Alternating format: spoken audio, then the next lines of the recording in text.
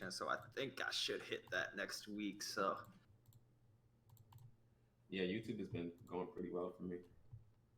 all right, so it looks like we're back, huh? We should be. Cool, Yeah, my cool. fault, my fault. But anyways, I guess welcome everybody to the 250K pre-show. We got 3 of us here tonight. If you guys want to go ahead and introduce yourselves first, because this will be re-uploaded to my YouTube channel later on tonight. So What's Hoove. good? I'm Hoove. Y'all know me already, man. You know, we here on the channel right now. Shout out to my boy Jacob and RCA for getting this together for us, man. You know, all of us are huge Twitch streamers and YouTubers, man. So make sure y'all definitely check us out. Really excited to get into the show tonight. We got a lot in store for y'all. Yes, sir. RCA the Great. Appreciate you, Jacob, Hoove. Y'all already know how we rock. But you know, it's a boy with the plays, playbooks, freelance tutorials, all that cool stuff. And I'm here to just help break down what I think is going to come into play in this 250K tournament from my experience with playing this game and what I see in different competitors. So hopefully you guys enjoy it. yep, and you know, I'm Unbeatable Jacob. Stream on Twitch, stream on YouTube, and same thing, man. I've been looking forward to this tournament for quite some time. I've been on next gen since the consoles first came out, so I haven't been playing a whole lot of current gen, but I have been watching a lot of current gen and pretty familiar with a lot of these guys in the tournament. And there's definitely no shortage of things to talk about with the new season that just came out, the email fiasco, the difficulty that the 250K tournament is going to be on. There's a whole lot for us to talk about, man. So I hope you guys are all excited as we are, man. Yeah, 250 is going to be crazy. Yeah, it's going to be absolutely insane. Also, before we start, I know there's a lot of people starting to come in, and we'll continue to funnel in. We'll just remind you guys throughout the stream.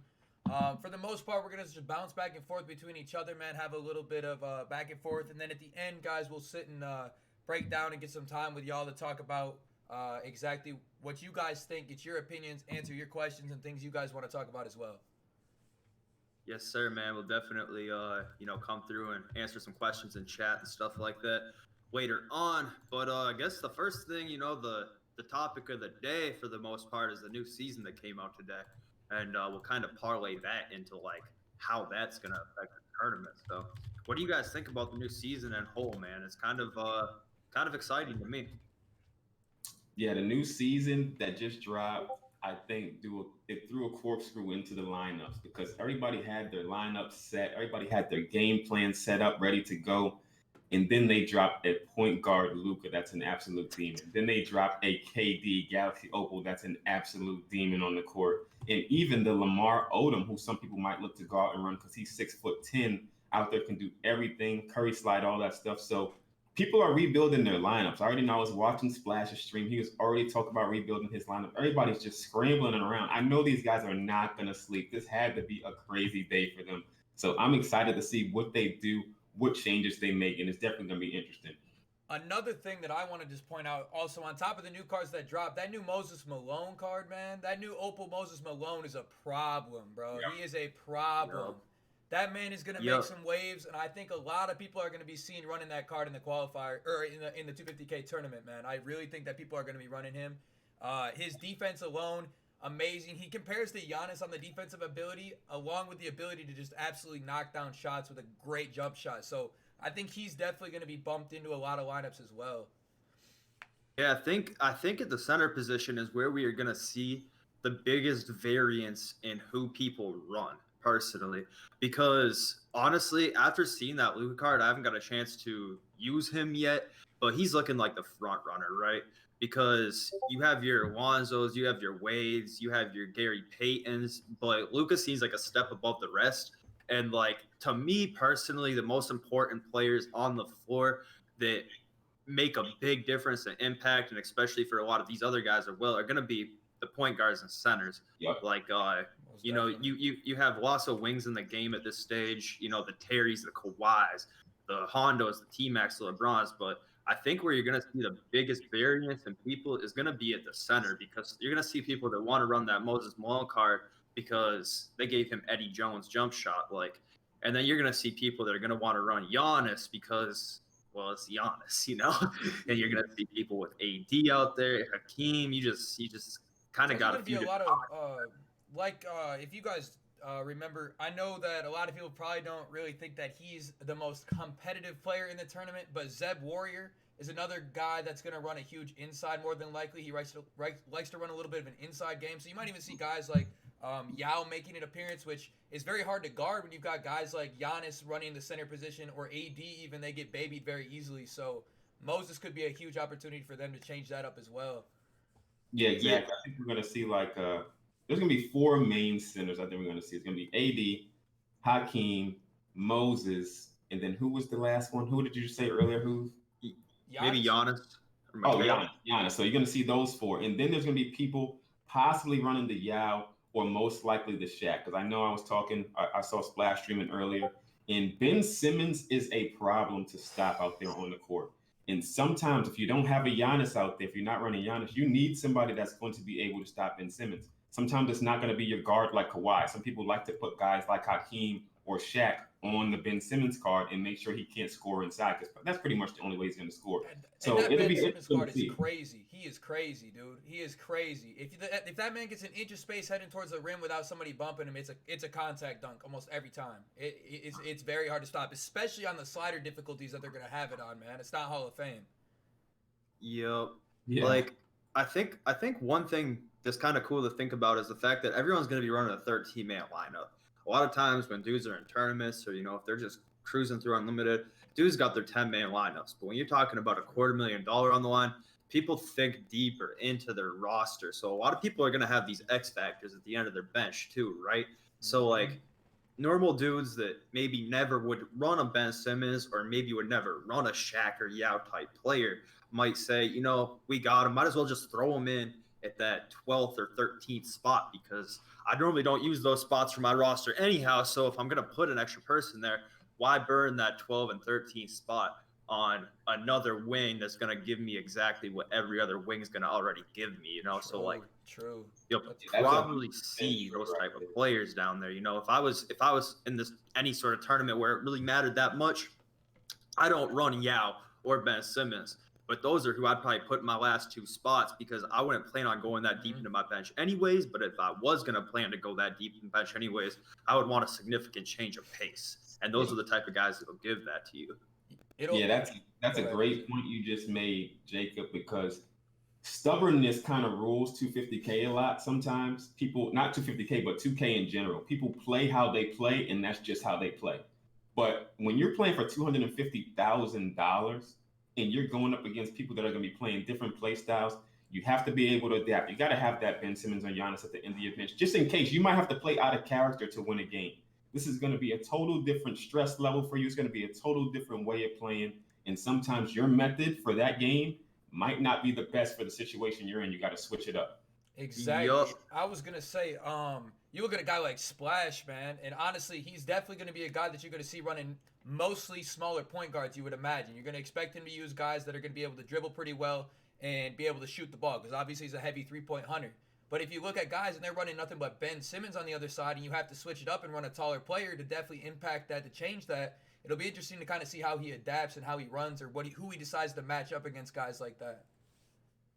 Absolutely. Absolutely. Because, you don't really know what's going to happen in this tournament anyhow, because there's so many different variables that weren't even confirmed until just this week. Like, for instance, the difficulty is on online versus. A lot of people thought that maybe it would be on Hall of Fame. You guys play enough 2K, you know how much of a difference that makes when it comes to certain things and certain matchups. On the PS4 side, there's a lot of guys that are from EU. So if you don't get host, you might need to change up your game plan, because let's be honest, how often are the top players playing on EU servers? It can't be all that often, right? Like maybe once in a blue moon, somebody's, I don't know. Like, I don't really know personally how often these guys play on EU servers. I play on EU servers more than the next guy, because for whatever reason, a lot of my 2K friend group is from EU, and it's a pretty good delay, man. It is a huge delay. It is a huge delay. And there's a lot of EU guys that are very, very talented. A lot of these EU guys can actually play on US servers very, very comfortably. So to see some of these EU guys get a host and maybe a West Coast or, an East Coast player get a host or not get the host and play against a strong EU competitor, it could be very, very tough for them to actually get the win, considering they're going to have a little bit of delay on their shot and their animation timing. The fact that you just said that is that's so clutch, because there's guys out here that rely on timing so much with Hondo, with Wade, off of that quick stop, even with Luka. If you're trying to quick stop and time your jump shot on a delay and you miss the first two, what is that going to do to your motivation? What is that going to do to your stress level? You're going to be stressed out. Then you're going to have somebody like Ben Simmons on the bench that can just run to the basket. You might just have to run to the basket all game for the rest of the game. No, and that's the case. And like, if you miss those first couple of shots and the algo starts to switch going in the other person's direction, then what you going to do? You know, you have to fight back out of that algorithm after you've missed a couple shots off rip, and the other dude's scoring easily because he's on his own server and host. So I mean, it's definitely tough. It's going to be very, very interesting to see how everybody plays on it, man, for real. And the craziest part is nobody knows what server they are on in the game. So it's not like they say, hey, you know, Splash has got to play against the EU guy first round, right? So they're not going to go and say, hey, Splash, you got to host this game, man. Like, you can prepare for that. It isn't like that. He will not know if he is host until he feels that first bit of lag or before he feels that first bit of perfect timing. So it's not like they can prepare for it. It's not like they can prepare for it, but they don't know if it's going to happen or not until they are in that situation. So it's like, it's going to be loaded into the game, and now we're about to find out if I'm host or not. You know, there's no way in 2K to read if you're host until you actually feel the delay. And in the past, 250K, it's on a private server. It's been delayed for almost everybody anyway. So if you're delayed because you're on EU server and you're from NA or vice versa, and then you add in the lag that comes because you're on a private server, you could be so delayed that you just are not even playing the same game that you've been played for the past 6 months or whatever it's been, you know? I heard a rumor, I'm not sure if this is true or not, but I heard a rumor that somebody said Ty said that last year when they did it, that it was actually based off of whoever readied up first. I'm not sure if that's exactly how it will be for host or if they'll do it by seeding or not, but that's what I've heard. So I'm not sure if that's true or not, but if that is true, I mean, that'd be a pretty shitty way to go if you don't get that ready up first, or, you know, if you didn't happen to get a higher seed, you know. And the seeding system in the 250K, I really think is just crazy to me, because when you look at the seeding in the actual places of people and where they're located, you see guys that, in my opinion, might be much better than some of the players that happen to get the 1, 2, 3 seeds, you know, versus guys that are in the, you know, 11 through 8 seeds. You know, they might be better players, but they happen to be different places in the bracket, which I think is kind of crazy with the system that they have set up for it.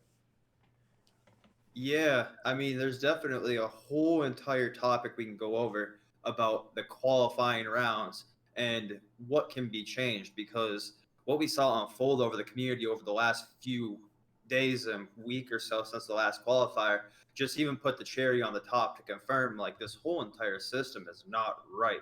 Between certain people qualifying and then not getting emails, certain accusations of Zens being used, certain accusations of people being on other people's accounts, people getting air codes, people getting stalled. I mean, there's just so many variables that went in to these people qualifying. And that's not to knock anybody that qualified. It takes so much skill, so much, you know, like, you have to stay locked for 4 hours, win all your games, force some quits, avoid air codes. You got to jump through so many hurdles. So obviously everyone who qualified is very, very, very talented. But that doesn't mean that somebody didn't get hold, you know? Yeah, exactly. And then you did qualify and then didn't get an email, or you did qualify like TJ did, and then you get an error code in the last couple seconds or something, and then somebody gets above you. Like, that whole system, or then the first day when it was just error codes, nobody could even play. 2K as a whole just needs to up their game with that, because there's no way you got people spending money on this game to make their teams better. This is life-changing money that people are playing for, and then they're getting error codes. They're not getting emails when they qualify. They're getting accused of Zens or something and still being able to play. I don't know how it all goes down, but it shouldn't happen like that. There needs to be more process going into this for this kind of money. Also, when you look at the first round, like you were saying, RCA, how many people got error coded? We had Splash get sponsored by 2K for the tournament. He got sponsored by 2K for this tournament, bro. And the first game he's on, error code. The first game with 800, 900 people in the chat watching him play, and my man gets error coded first game, man. That's ridiculous. How does that happen? Like, how did they let that happen? Yeah, and the sad part is this isn't the first go around.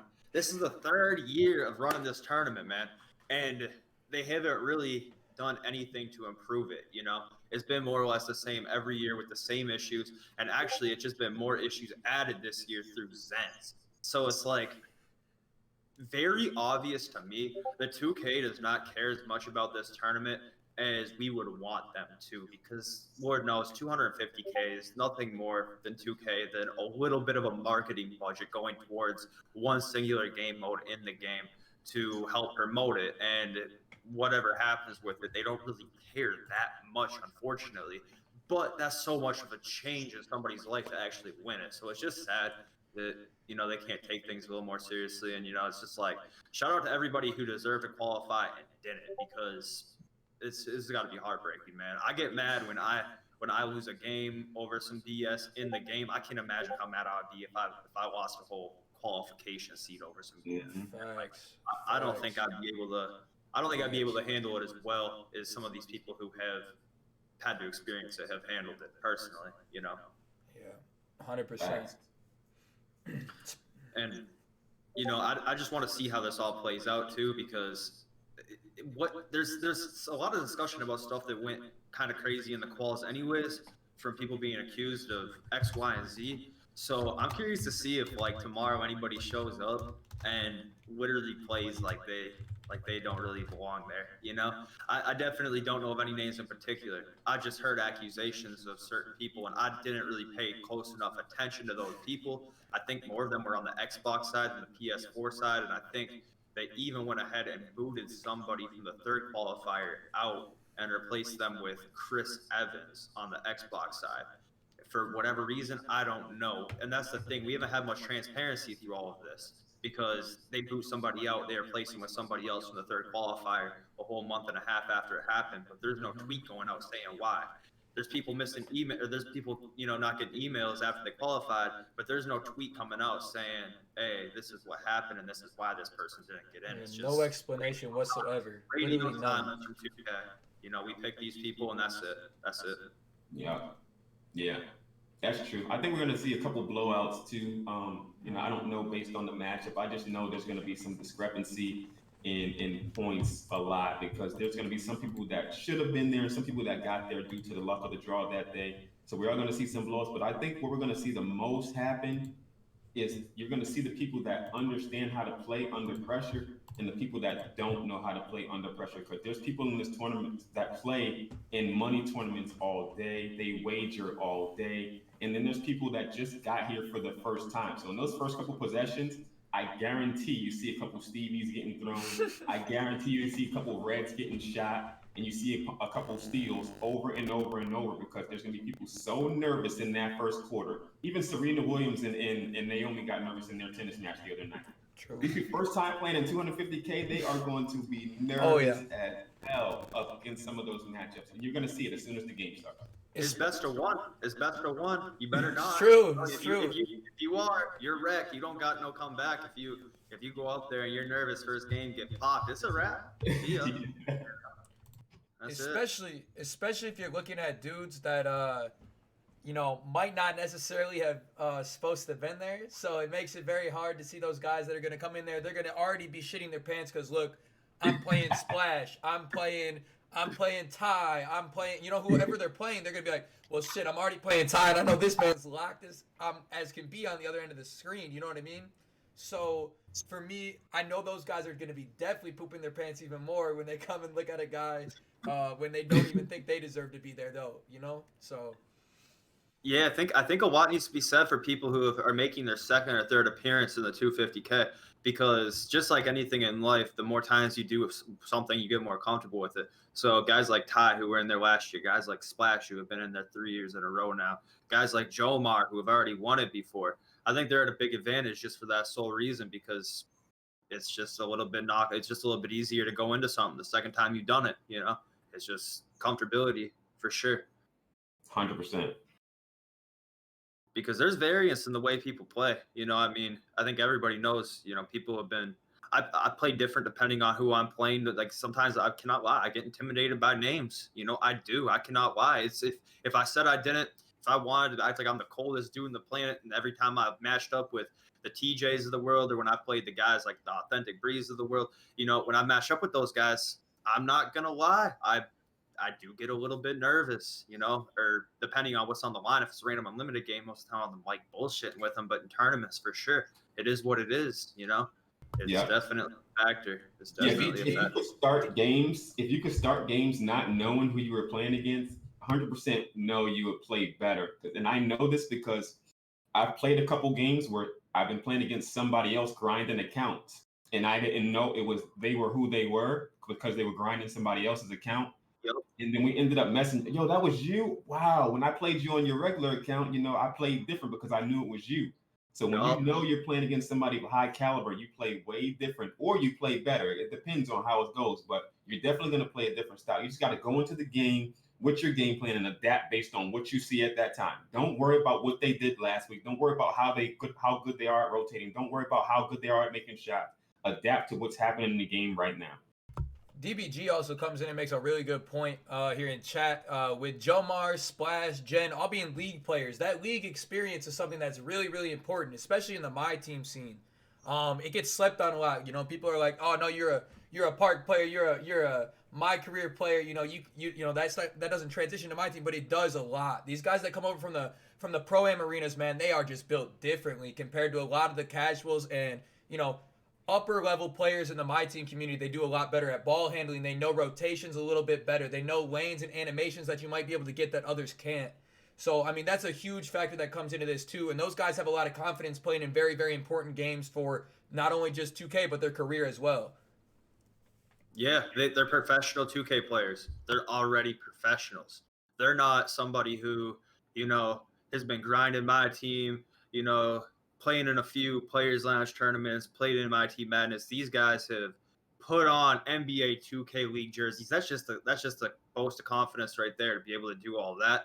You got to be a little bit extra confident after going through a couple seasons of the 2K League. Then you sit down to play in a My Team tournament. That's definitely got to boost some confidence. It definitely would have to. Yep. 100%. But I think it's going to be interesting to see how people play on this online versus, because what do you all think about online versus, especially on current gen, as compared to Hall of Fame? Because there's a lot of people who are saying, you know, that hurts the 3-hunting a lot because now everybody can 3-hunt. But there's also people who are saying, you know, that just hurts defense because now it's hard to play defense. You can't swing off of everybody. So who does it really benefit? That's my question. In my opinion, I said this in stream last night. I think guys like Splash may not benefit as much. Guys like MJ's may not benefit as much, and I'll explain why. Splash is very timing oriented, and he understands how to shoot the ball perfectly on every game mode, right? So if that's taking away his strength, not playing on Hall of Fame, and now everybody can hit a shot at that high of a clip, no matter how they take them, that takes away his strength of just being that good on offense, and it allows somebody else's defense to look like it's a little bit better because everybody's just going to make shots. So now their offense becomes their defense, because even if they're not playing that good of defense against Splash and he's hitting shots, they can come down and hit a white that was contested 20%, and he took a wide open shot, and it's the same result at the end. And then guys like MJ's, who's amazing at offense, but then defensively, sometimes he lacks a little bit. He's still a great defensive player compared to everybody else, but compared to the cream of the crop right now, defensively, MJ's would even tell you himself he's not a defensive player. So if he's not a defensive player and he's working his ass off to get perfect shots every single time down the court, and then he doesn't get a great contest once and you hit a white, that takes away from his offense. So that's going to be huge, in my opinion. That's going to be huge. I think looking at these other players, I think it benefits the least to, or the most to guys that are defensive oriented, to be honest. I think guys like Ty are okay. So in offense with them, defensively, I think that he's going to be able to get more bumps, more animations, that he's going to be able to cause rips and things. But at the same time, if you put it on a Hall of Fame level and you are driving to the basket and such, You know, you're going to get a lot more foul calls on the online versus a Hall of Fame difficulty where you might get better contests like Ty is normally used to, forcing people into bad shots and things. But I still feel like he'll be able to get some more animations because at the pro level, sometimes I feel like you can get easier bumps and steals than you can on Hall of Fame. But at the same time, it's also a negative because if you look at it, obviously, guys, if they are more rim run dominant, they're going to get to the basket, get more contact dunks, get better layup animations, more draw fouls versus walling up. But overall, I think I think that those players will actually accelerate a little bit. Although obviously whites are going to go in at a higher rate than they normally would. I think a lot of this is going to come back to composure, confidence, and everything we just kind of touched on a minute ago too. Because when you're on online versus, you're going to get frustrated when somebody hits a 50% covered white. You're going to get frustrated. It's going to be what it's going to be. You're going to have to stay composed. When you swing out that corner to send a double team and they manage to hardly get a pass through to a guy in the corner, you kind of close out on him and he still smacks it. You're going to get a little bit more frustrated than, you know, if you're just kind of feeling like maybe that was just one shot. If you know you're facing that, you're going to have to stay composed. You're going to have to just take the punches as they come because there's going to be a few goofy things, a few goofy shots that probably shouldn't go in, that are going to go in, that wouldn't have gone in a Hall of Fame. And instead of just putting your head down and saying, man, 2K's ass, you're going to have to get back and give it right back to him. You're going to have to come back down the court. You're going to have to try and find the best shot you can yourself as well and not just sit there and say, man, this game sucks. Online versus sucks. You have to stay composed through all of it because a few goofy things are going to happen. It is what it is. And not saying that they don't happen on Hall of Fame, but you definitely can't have it wrapped up in your head. Like the reason why I'm getting hold right now is because we're on online versus. You're going to have to just throw that out the window and play 2K, you know? 100%. I like that you said that. They got to take what's coming at this time and go with it, bro. And while you're talking about composure, if I can give if any 250K qualifiers are watching right now, you get ready for your games. Your composure has to be 100% tomorrow. And there's specific things that you can do to make sure you're going to come out successful. Know who got the tip, obviously. If you're going to get the ball at the start of the fourth quarter, and it's the end of the third quarter with a couple seconds left, make sure you're getting a shot and you're not doing something silly with the ball. If you get ready to turn the ball over and you're double team, don't try to pass the ball out. Just use your timeouts. Like you're getting ready to win $250,000. If you're not being composed, using every timeout you have, fouling your opponent on fast breaks, then you do not want to win tomorrow. And I'm just gonna leave it at that. Yeah, there's such little room for error. Such little room for error in the best of one setting, you know. Like anybody can beat anybody in a best of one, you know. If you played tournaments, you know how this goes. I've played in lots of tournaments before where I've been able to sneak out one game on somebody that I am truthfully worse than.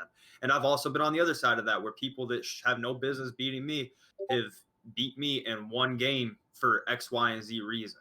One game on 2K does not mean a whole lot. It really doesn't because anything can happen in one game itself. Because especially with Hall of Fame Heart Crusher and Showtime, games might be decided nearly in the first quarter because if somebody goes out there and gets 3 steals right off rip, now their whole entire starter, that Luka card that is the far superior point guard in the game that you got out there.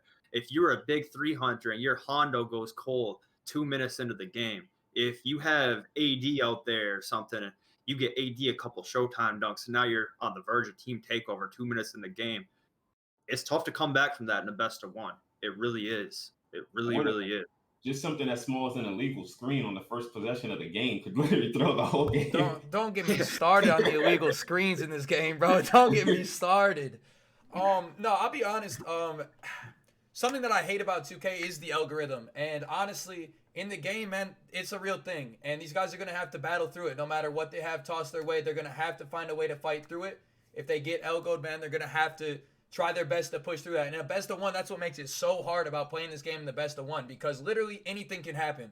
You can get an illegal screen in the fourth quarter on a possession you would hit a wide open 3, and instead you get it illegal, they go down and score a bucket, and all of a sudden the game's over. You know, there's so much that can happen. You can literally, like you said, get Showtime activated and get your Heart Crusher activated. And if everybody's cold and everybody's hot, like, dude, it's hard to hit shots all the time when you're cold and not get plucked on defense and not get terrible animations going to the rim. Like, so It'll be really interesting to see if these players also use their timeouts and things in order to stop elgo, switch momentum, try to prevent that as much as they can. You know, that's going to be something that's very important instead of getting decomposed rather than, you know, freaking out, just trying to take the time, calm down, compose themselves, and do what they can do with what they have. Yeah, because weren't we talking about Shaq and Keith Martin and guys like that earlier? If people are going to be running to the lane with Ben Simmons. I remember at the start of the year, I don't know why, but guys like Shaq and Draymond would just keep getting these flagrant foul calls. If that happens in 250K when Ben Simmons is driving to the lane and like you're up 2 and then they get 2 points in the ball, that's going to be ridiculous. So hopefully that does not happen to somebody.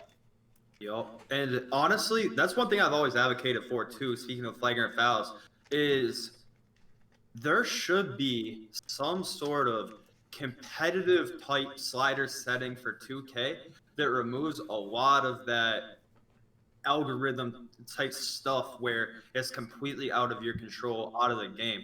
Obviously, I don't think we'll ever see that, but and there's lots of things that could go into that as well if they potentially ever did do it. Like, you know, not any whites going in. You have to green all your shots, X, Y, and Z. But it would be very, very cool if they did implement something like that in the game, a tournament setting type mode that took out the flagrant fouls that are completely out of your control. And yeah, you could say like, oh, the expressive badge, this and that, but like, there's been so many weird things that have happened in game where it's just completely not on your side. And if there was any way for them to remove that from a tournament that's going to change somebody's life, it would definitely be beneficial for the whole tournament, definitely. But we won't see that. That's just me speaking, you know. Yeah, there were a couple of questions I wanted to touch on that I've seen in the chat that have came through. One of them was, how do we feel about speed boost glitching? Honestly, I wasn't sure if they were gonna patch it before the tournament. I thought they might, just to kind of throw another wrench in the system, kind of see if these guys could adapt without using that, or if they, you know, will continue to allow for that exploit to be in the game. Obviously, it's looking like it's going to be in the game, and they're not going to change that. How do you guys feel about it? Personally, I hate the speed boost glitch. I think it's absolutely terrible exploit. You know, I understand somebody can get an explosion off a dribble move, but like, it's just ridiculous. But you know, with them not taking that out, how do you guys feel like people will adapt? How do you think people will use it effectively? Do you think that's all we're going to be seeing? What do you guys think? I think it's going to be used every single possession of the game. My feelings on it, obviously, you already know how RCA does plays and stuff like that. It's not my favorite thing in the game, but it's in the game, so it's going to be used. It's going to be used to get people wide open. It's going to be used to get people open off screens, but it's also going to be it's going to be timed defensively as well. Defensive players know that that's coming. They're going to be looking for the bump steal. So if you use it too much, it can actually hurt you as much as it's going to help you. But on another end that I want to talk about, $250,000. Tons of people are going to be watching this tournament. I don't know if NBA players are going to be watching. Anybody that buys 2K is going to be watching this, right? And we're going to be watching race cars going up and down the court for the whole game. Doesn't look like basketball at all besides the ball going through the net. And that's what 2K is going to be portraying as their basketball game. That's my issue with it, because kids are watching this. Y'all know who I am. I like for basketball to be basketball. And it's not basketball, but at the same time, it's what the game is. So people are going to use it and people are going to abuse it. Yep, pretty much taking my words out of my mouth on that, RCA. The biggest thing is, you know, people don't realize how much there is the levels to this, whatever you want to call it. I just call it the boost now, because speed glitch doesn't really do it justice. The dribble glitch last year, Pro 8 tween, now that was a bigger exploit, I think, because there was no way that you could possibly get a steal off of that. There's certain people who do the speed glitch boost so predictably. I don't play current gen no more, but at one point in time, it would be so predictable. If you were calling a screen, they had one size up move that they knew how to speed glitch out of, and they were going to come around the screen off that one side every single time off the same speed glitch boost animation. You just got to pinch the hell out of it, simple as. And that's where it comes into play. These guys that play Pro-Am, they know how to do the speed boost glitch, whatever you want to call it, the boost. They know how to do that from certain spots on the floor that your average player doesn't know how to do. Everybody knows how to do the simple size up and go. That isn't nothing, but there's certain ways you can do this stuff. The boost out of the corner where you're off this hand, off that hand, going in this direction, where it's not as predictable.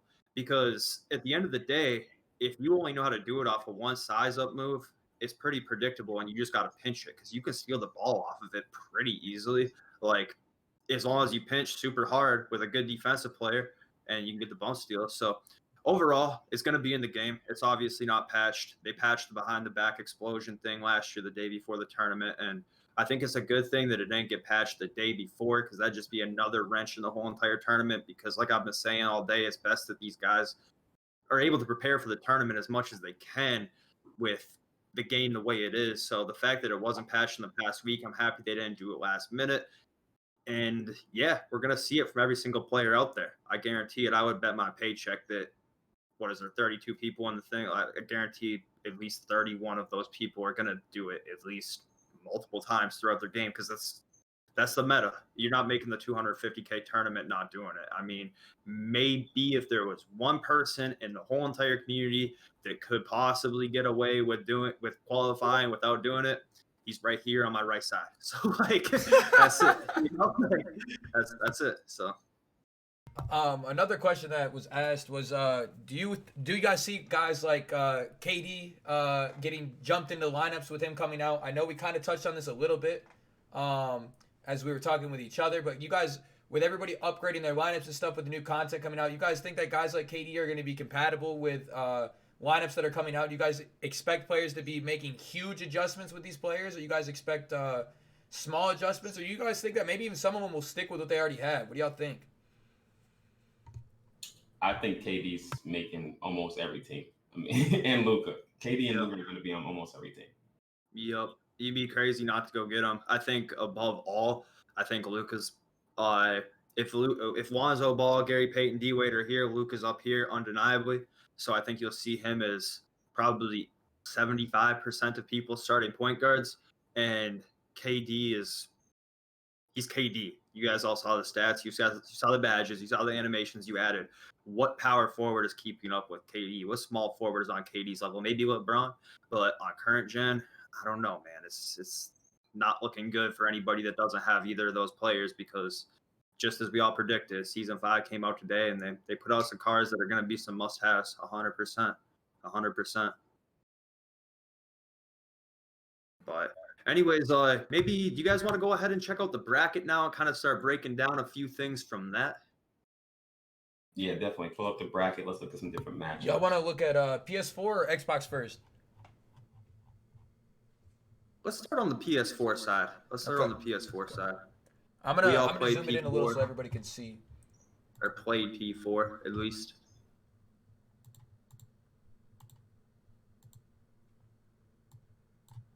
Here we go. All right, so hopefully y'all can see this a little bit. I know it's going to be tough for some of you guys on mobile, but hopefully you guys can see this pretty well. I zoomed in the best I could so we could go through and look at each matchup and discuss it a little bit. Yeah, so absolutely. We got Pepinex as the first seed coming out of the EU. You know, I haven't seen much of these EU guys, but thankfully I share my account with somebody who's from the EU, Dale, absolute legend. And he's played most of these guys. So according to him, Pepinex is arguably the best out of the EU. I mean, he is the first seed, but he does have a really tough matchup with Lucker. And Lucker is one of those guys who has been there before. I'm almost certain. Do you guys know for sure or not? I think Lucker was maybe a 19 or 22 50K. Pretty sure it was a semi last year, right? A lot too. Yep. So at the end of the day, for me personally, I'm going with who gets host. I would have my money on who gets host in that matchup. You know, both these guys know how to play the game. I think who gets host is going to come down to see who wins that one, to be honest with you. You know. Yeah, I mean, I think Lucker is skilled enough to, even if he's on EU host, to compete. But again, that as long as the delay is not too bad, I wish the delay wasn't even in it to take somebody, you know, so talented out of the game. But like you just said, whoever get host there is going to have a huge advantage in that one. Absolutely. Both the guys know how to play. You know, there's no question about it. Yeah, I actually played Lucker a couple times this season. Played him at the beginning of the year. Actually busted my shit by like 30 at the beginning of the year. Ended up playing him again later in the year. Ended up losing to him by about 8 to 10. And dude is just a freak. He's very, very talented on the sticks, and defensively he rotates very, very well. So I expect him, even if he doesn't get host, I expect him to definitely be able to make some form of competitive game out of it. Like RCA was saying, I definitely think he's a good enough player. He's been there, 2-3 times now. This is 3, I think, or maybe this is 4. One of the two, and he's phenomenal. He's a great player, and I haven't seen Pet play enough to be able to know too much about him, but I definitely think Lucker's gonna come out of this first game. Yeah, 100%. Yeah, so I think maybe where you mentioned maybe run some polls for each of these matchups just to kind of see how everyone in the chat's feeling, because I think that would be pretty cool to see as well as we go through these. It looks like none of my mods can do that right now, so I'm gonna flip back and forth between the captures real quick so I can change that, and I'll run a poll myself. We'll run a poll between each one just to kind of. Maybe just mod me. That might not be. Oh a yeah, bad I can idea, definitely do that. That's definitely a way. As we go. Drop a comment Yeah, in the chat real quick so I can do that. That'd be fire if you could run a poll for me. Yeah, for sure. Look at Jacob getting a sword out here. Yeah. Yes, sir, man. Long time coming. What's my fall rage up in here, man? How long did I have to work for this damn mod, Hoove? That's my question. I just don't be modding people like that, bro. That's all. Look, my boy been here for 9 months. I'm lacking. I'm lacking. All right, y'all. So I'm gonna have Jacob run polls for each of the matchups that we do. So we'll run a poll for Lucker and Proponents, and then we'll run one for each matchup on the way down. Kind of see how you guys are feeling about each of the matchups. Yeah, let me see here. Okay. Yo, these hero cards are selling for so much. Yeah, I picked up Luka today, and I'm really excited to use him, man, because that XM base and just recently on Next Gen, I really got that quick stop down pretty well. So I'm excited to go out there and see, what he can do, and obviously I'll get KD at some point, but I'm not paying $1 million for KD at the moment. Yeah, he's still going for $1 million. It's kind of wild. Yup. And I'm not gonna lie, Luka looks cute in that card art though. So you already know I'm gonna have to cop. Can we get some Luka emotes in the chat? Can we get some Luka emotes in the chat? You already know that boy cute. Come on. Man, I don't know if you guys are as high on that comic book art as I am, but I think that comic book card art is some of the most unique and best art we have ever had on 2K, man. I think that's just fantastic. Yeah, it's fine. But I won't pay $300K more for the pink guys, Luka. I'll take my other one and call it a day for. I mean, that Hall of Fame clutch shooter is fire. That's what I was about to say. It does work. It does work at the end of quarters pretty well. Yeah. But it's not $300K better. Not at all. So it looks like Walker took this one pretty handily here. So definitely looking like the community's going for the 16-1 Cinderella upset there. But at the end of the day, I think everybody knows that these seedings they're meaningless, I guess I would say. I would say they're pretty meaningless. Yeah, you got guys like MJ as a 7 seed. Like MJ is definitely elite and definitely could be a 1 seed in this tournament or a 2 seed. He could be he could be a 10 seed, 11 seed in this tournament. Like it's so crazy and can range so far because it's all luck based on how you get your matchups and the qualifiers. So like yeah, obviously a guy like Lucker obviously could be a middle seed too in my opinion. I think he could be anywhere from a 5, 6 to even like an 8 or a 9 too if he had just been able to get a couple more points in the games. Yep. Absolutely. So for the second matchup, we got Honest versus Jen. And now, personally, I don't know a whole lot about either of these guys. Do you guys at all? I know Jen. And if you guys haven't seen Jen play, you can compare him to the likes of like the MJs, Splash. Jen is low key. And that dude is ridiculous. He knows every mechanic in and out of the game. He knows how to glitch the game. He knows how to shoot. He knows everything about the game, just like the top guys do. He's just crazy low key with it. So you'll see some fireworks from Jen. Jen is incredibly tough. Like he knows how to do everything that the top guys know how to do. I'm gonna just leave it at that. I'm not gonna lie, that gave me goosebumps because I played Jen in a tournament this year, semifinals of a Players Lounge tournament, bro. This dude is tough. He can play so many defenses, man. I would not be surprised to see him run a 2-3, a 3-2, and man-to-man in the 250K tournament. I would be very surprised to not see him run one of those 3 defenses and mix it up throughout the game. That man put me in a 2-3 zone and a 3-2, bro, back and forth throughout an entire game, and he beat me by 30. I'm going to be 100% honest, he beat me by 30, bro. I could not 4-out 1 in him effectively. I could not 5-out him effectively. The man was fantastic in his zone defense and played great man-to-man as well. So Obviously, elite guys know how to effectively score against a 2-3 or 3-2, but he plays very, very well with that 2-3, 3-2. So I'd be very, very interested to see kind of if he throws that in, if he stays straight man. I'm not really sure, but he's definitely dangerous. Definitely dangerous. Yeah, the tougher part about Jin is that nobody knows how he plays unless you matched up with him, because he doesn't just go out playing friendlies and stuff like that. He plays the game, but you just won't know. And that dude, he's elite, man. He's elite. Yeah, I know Jen actually. I know one of my guys, Shyology, one of the guys that I used to lab with a lot in 2K20. I tried to qual in the last qualifiers, and he got popped by Jen when he was sitting in third on the leaderboard. So if he popped Shy, that's enough for me to know he's pretty damn good. So what do we got for the poll going here? It looks like Jen is coming in big time. Okay, he's coming in big time in the poll. So. Hey, chat, just because we say something, y'all need to have your own opinions too, all right? Y'all don't even know who Jen is, all right? Most of y'all don't even know who Jen is out here, and y'all are voting for Jen, all right? Honestly, I don't know who Honest is, to be honest. I've never actually seen him play. Is he an EU guy, or I just don't know him? I don't think he's EU. No, because I believe there's 4 EU guys. It's Pep, Panda, Danny Rifle, and there's one more. I think I'll know the name when I see it, but Vardo. Yep. I think those are the 4 EU guys. So. Never heard of him, but I mean, obviously he's good enough to have gotten into the qualifiers, so he's probably pretty legit as well. Absolutely. And now in the next matchup, we got Vista versus Zeb Warrior. I'm sure most of you guys know Zeb Warrior. He qualified in the first qualifiers. I think a lot of people were kind of caught off guard because most people didn't know who he was at the time. It sounds like he mostly got through that qualifier post-hooking with the Ralph Sampson Pink Diamond limited season of 1 card that everybody called trash. So, oh my God, I'm sorry. I'm telling you right now, Zeb's gonna get beat by at least 25. I beat this maybe 40, bro. I'm gonna be 100% honest. I beat him by 35 this year, and I am not very good compared to some of these guys. So I mean, I'm gonna just tell you right now, it's gonna be bloody. Now, yeah. I don't know for sure. I watched Zeb play. So right after he qualified, I was in the stream where Max Sauce was mad. Like, how did he qualify? So they played, and then Splash played him.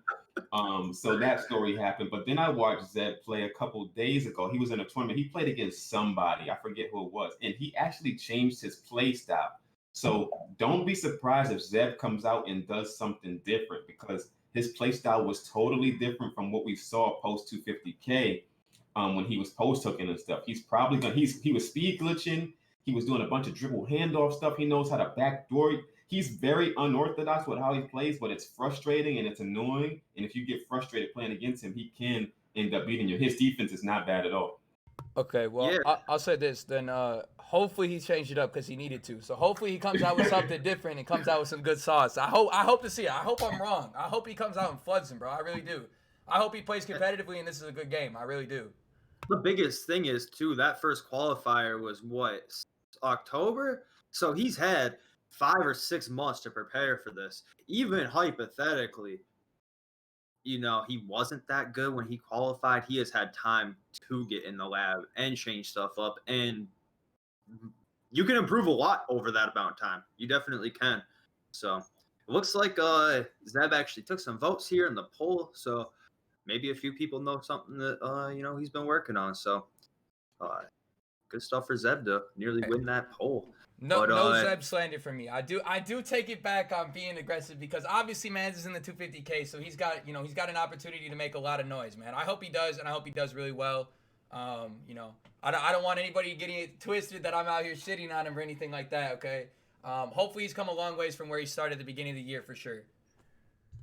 For sure. And then for the next matchup, we actually got two EU guys, actually. We got Vardo and Danny Rifle. So, yeah, I mean, both of those guys are considered 2 of the top EUs. Yeah, I saw Danny Rifle play a little bit. I think I was watching a stream when he was playing. People didn't think he was going to make it either, but he's really good, too. I've heard a lot of good stuff about Danny Rifle, and I'm sure DBG is going to be covering Danny Rifle a lot tomorrow too, because he's going to be covering 250K as well. I think his show's on Saturday. I think he has a profile about him, but I've heard a lot more about Rifle than I've heard about Vardo. That doesn't mean Vardo's not good. I've just heard more about Rifle. Yeah. Go ahead, Jacob. Go ahead. Yeah, I was just gonna say, like I was saying earlier, one of my good friends, Dallas from EU, and he said that between those first 3 EU guys that we talked about, he said they're all as good as they come. These are the top EU guys. They can play. There's no question about it. Yeah. So. As we were talking before the show, before we got a chance to come in here and talk to everybody, in my opinion, Vardo is the best player in EU. In my opinion, he is the best EU player I think I've ever seen play, to be honest with you. He won the Play Now championships, I think, in EU as well, if I'm not mistaken. Played a couple of comp guys in some scrims lately that I got to see some screenshots of, and flooded them both by 20 plus on American servers, being from EU. So dude's definitely legit. I definitely believe he's the best EU player in the tournament. Honestly, he's a phenomenal player. Phenomenal player. Yeah. Yeah, and honestly, I think it's cool the 2 EU guys got each other in the first round. I don't really see why they don't go out of their way to pair these EU guys up right off rip. Obviously, that kind of breaks seeding a little bit, but I think that'd be the most fair thing to do, to just pair these EU guys up. This one happened on a chance that 2 EU guys get to play each other first round, but I mean, I've ran a lot of basketball tournaments in my life, and I think that obviously you try and stack the brackets in a way where it's going to be the most competitive. And I think if I was running this, I would try and make it so the EU guys have to play each other all in one stack pretty much. But obviously that doesn't work with the seeding. But for this pool, we got Vardo coming out 16-2, so pretty well favored for Vardo on this one. And now for the next matchup, though, we got our Xavier dude who just qualified, right? Having a hard time. Yep, versus Cable. So I've played Cable before. The dude, he labs, man. He labs for sure. I remember around the first time for the first qualifiers, we linked up and labbed up, and he'd be messaging me here and there, asking me to lab, and he was tough, man. He was tough, and this Xavier guy, there was a lot of controversy with him in the community. I believe he was getting some Zen accusations. Now that he's qualified for the tournament after that 12-day wait period, I think it's probably safe to say that as long as 2K's right, he was not doing that. Apparently, he's been a dude who's had a long history playing the game. He's been around for years, so it should be a pretty good matchup. What you guys think about that one? Yeah, I've seen our Xavier play a couple times. He's getting the Zen accusations, so we're gonna see firsthand, how he does under the pressure and stuff. I know MJ's was excited to see that he could possibly play him in the next matchup if he wins his first game, so that's gonna be crazy. So for me, with our Xavier, that whole situation, I've played our Xavier quite a few times this year. He stream sniped me quite a few times this year. I've grown to like the kid, or the man. I think he's older, actually. But I'll be honest, the suspicions and accusations around the Zen issue definitely can say that I've been very suspicious of that activity as well, considering I've played him multiple times this year. But, obviously 2K did their investigation or whatever and proved that he may or may not. I mean, obviously they don't think that he did. So, hopefully he didn't, and hopefully he's just gotten that much better since I've played him the last time and he was able to qualify, okay? And if that's the case, I think that he and Cable will have a good game if he's gotten that much better. But I think Cable will definitely win the game. Yeah. I'm gonna go say that I think Cable will win too, just off of what the work ethic he's been putting in. As long as he's been trying to lab as hard as he was at the start of the year, which I'm sure he has been, I think that he's going to have a pretty good shot to win this game as well. And this should be a pretty solid game, especially considering that this poll ended 10-10. So should be a pretty good one, man. But right now we got, I think you guys would agree this is probably going to be the marquee first round matchup of the whole tournament. MJ's versus Mars. That's a heavy hitter first game. MJ Mars. Oh my goodness. Defense versus offense, defense versus offense, 100%. You Two know, guys that are both known in the community. I had a chance to play CMARS in the semifinals of a Players Lounge tournament not too long ago. Probably about I don't know, probably a month ago now, maybe a month ago.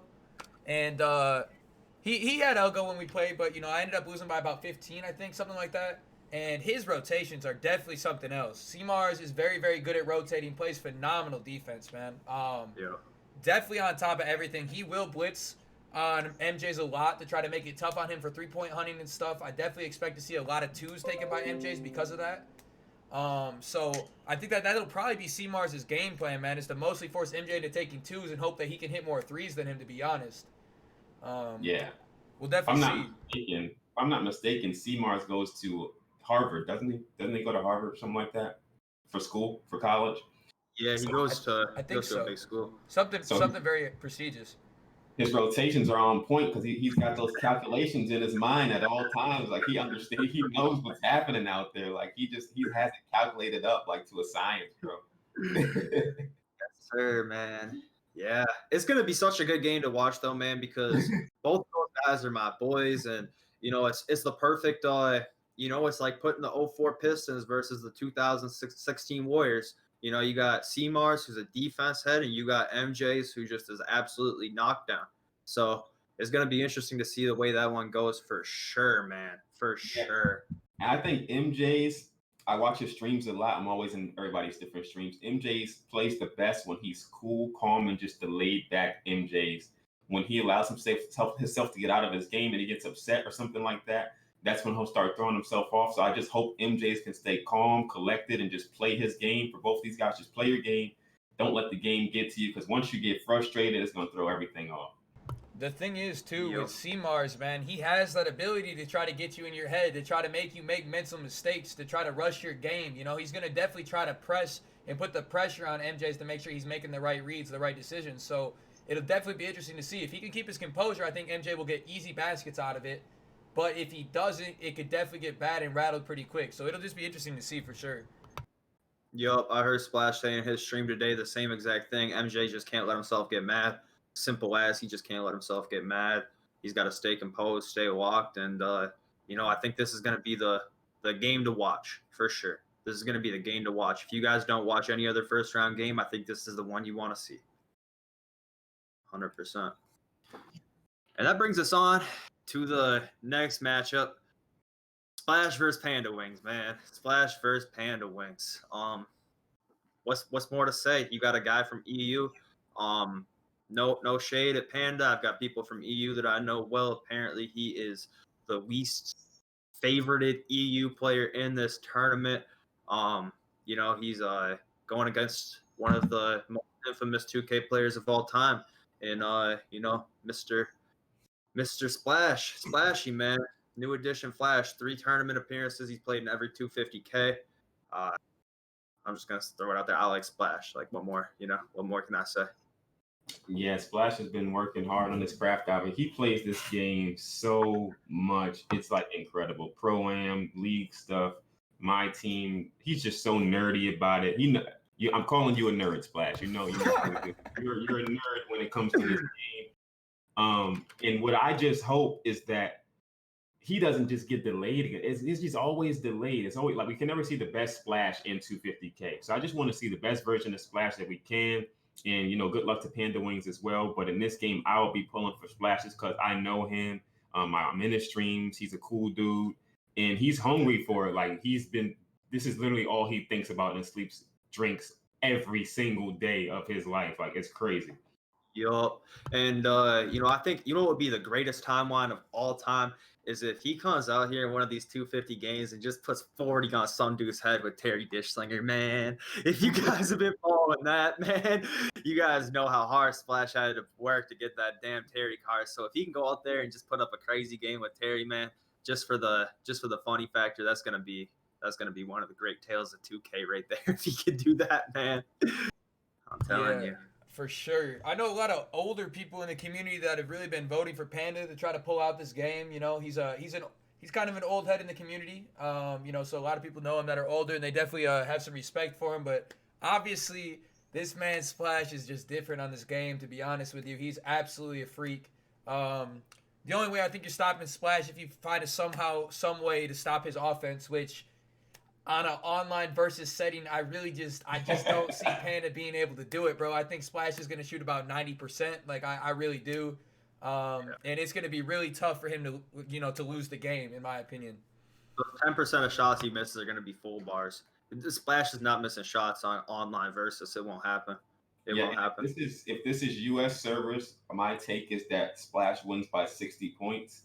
If it's EU servers, it'll probably be more of a closer game. But if the other guy is delayed and Splash is not delayed, it's going to be ridiculous. Yeah, absolutely. And for the last spot, we got, and obviously Splash won that poll by quite a bit, by the way.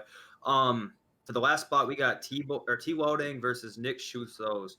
I don't know much about Nick Shoots Those at all. T-Loading's tough, man. T-Loading is tough. I saw him play against Ty in the Players Lounge Finals, I think about 2 weeks ago now. And Ty even said himself that that was the best that anybody has played him all year.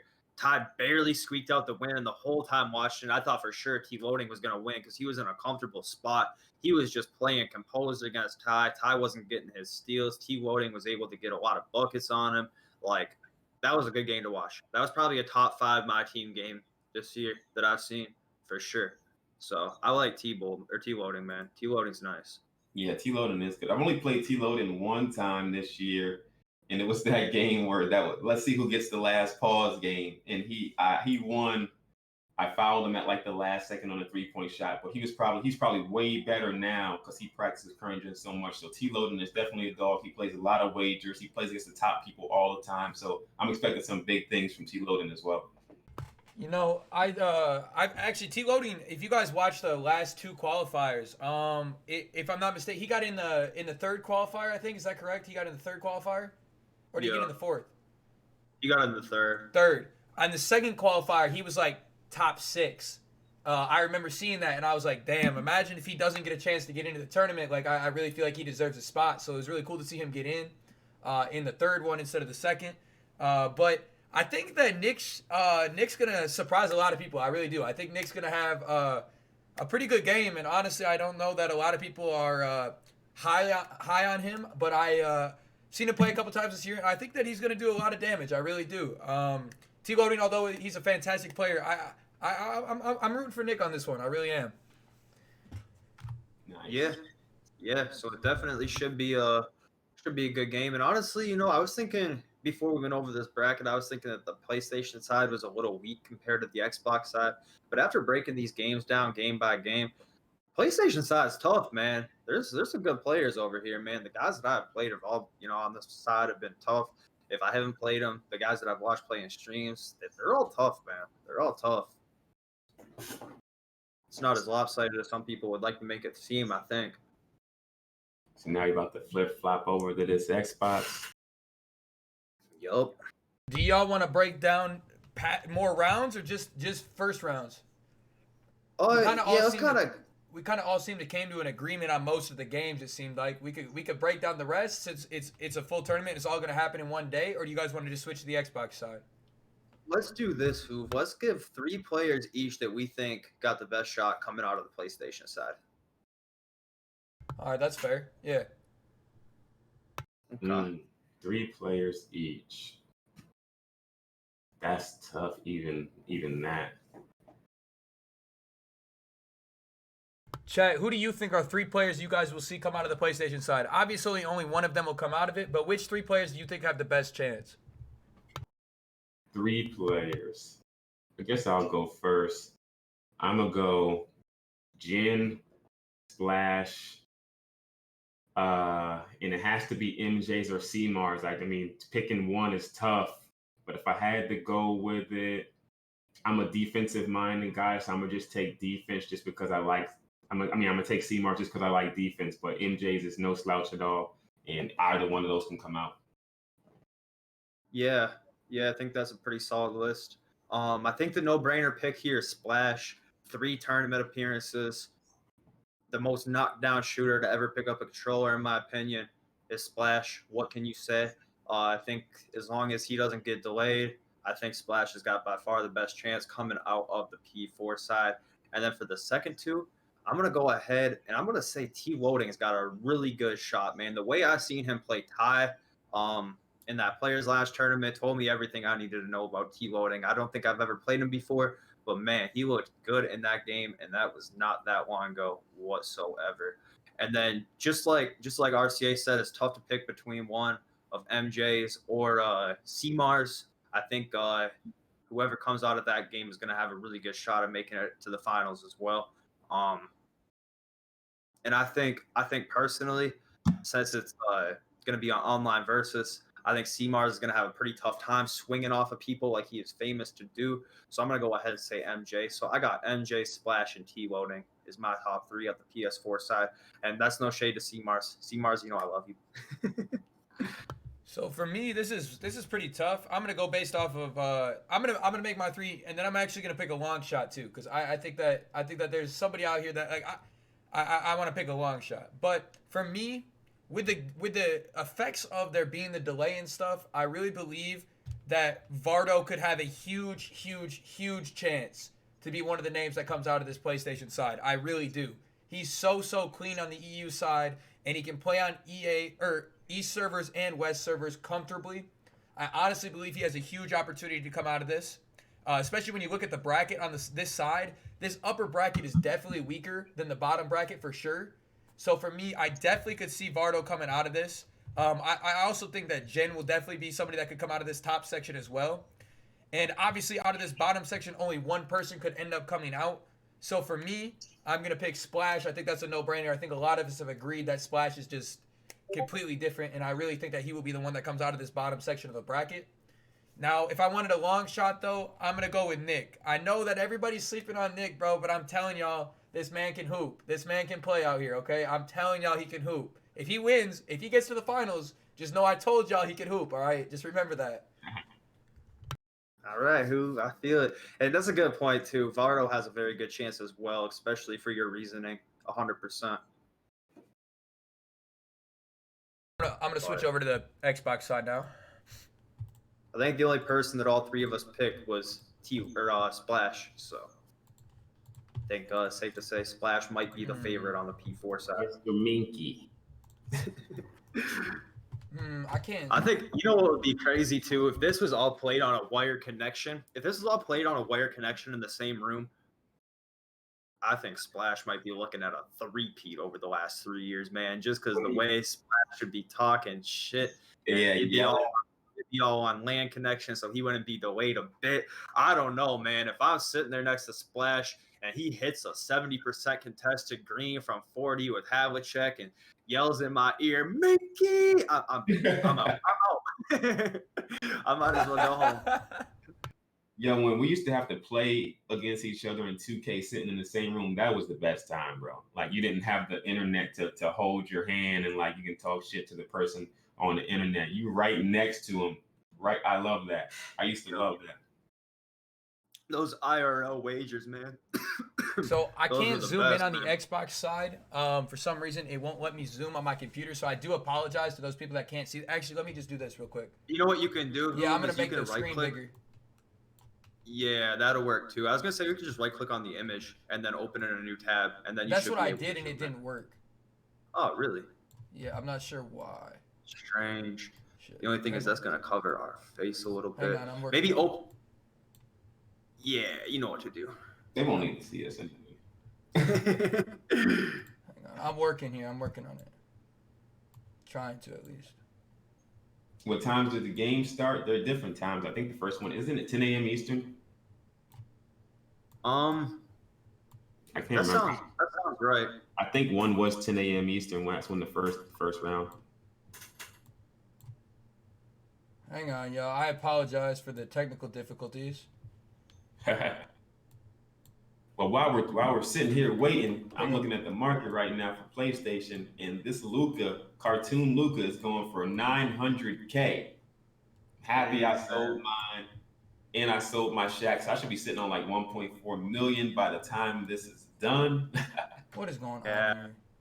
It's tough, man. I just don't know how much is it worth to get that Luka card art. It's the best card art I've seen in a minute, man. I picked up the other one, and it's like, I don't know, man. I would be willing to shell out a couple hundred extra K just to have that card art. But the main reason why I don't care as much now is because on next gen you don't get that load-in screen, so you don't get to see it as often. But if they still had that load-in screen, man, I don't think I could live without that card art from that cartoon Luka, man. It's just tough. How's that for y'all? Can y'all see that any better, chat? If you can't, that's all right. I'm sorry. I tried. Let me know if y'all can see that pretty well. I tried to get it up there as bright, as big as I could. Hold on, my girl here. I gotta go open the door. For sure.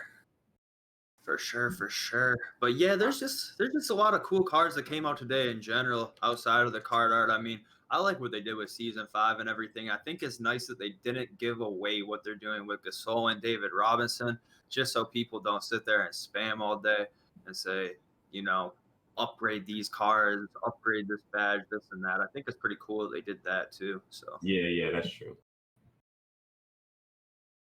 And that Cedric Maxwell looks pretty decent, I guess. I wish he had a different dribble style, but he isn't too bad for an unlimited award. Definitely gonna have to grind for that real quick. And yeah, I'll probably be doing my no money, no time spent stream tonight. Probably going towards him. I don't know how excited I am about it, but we're gonna do it.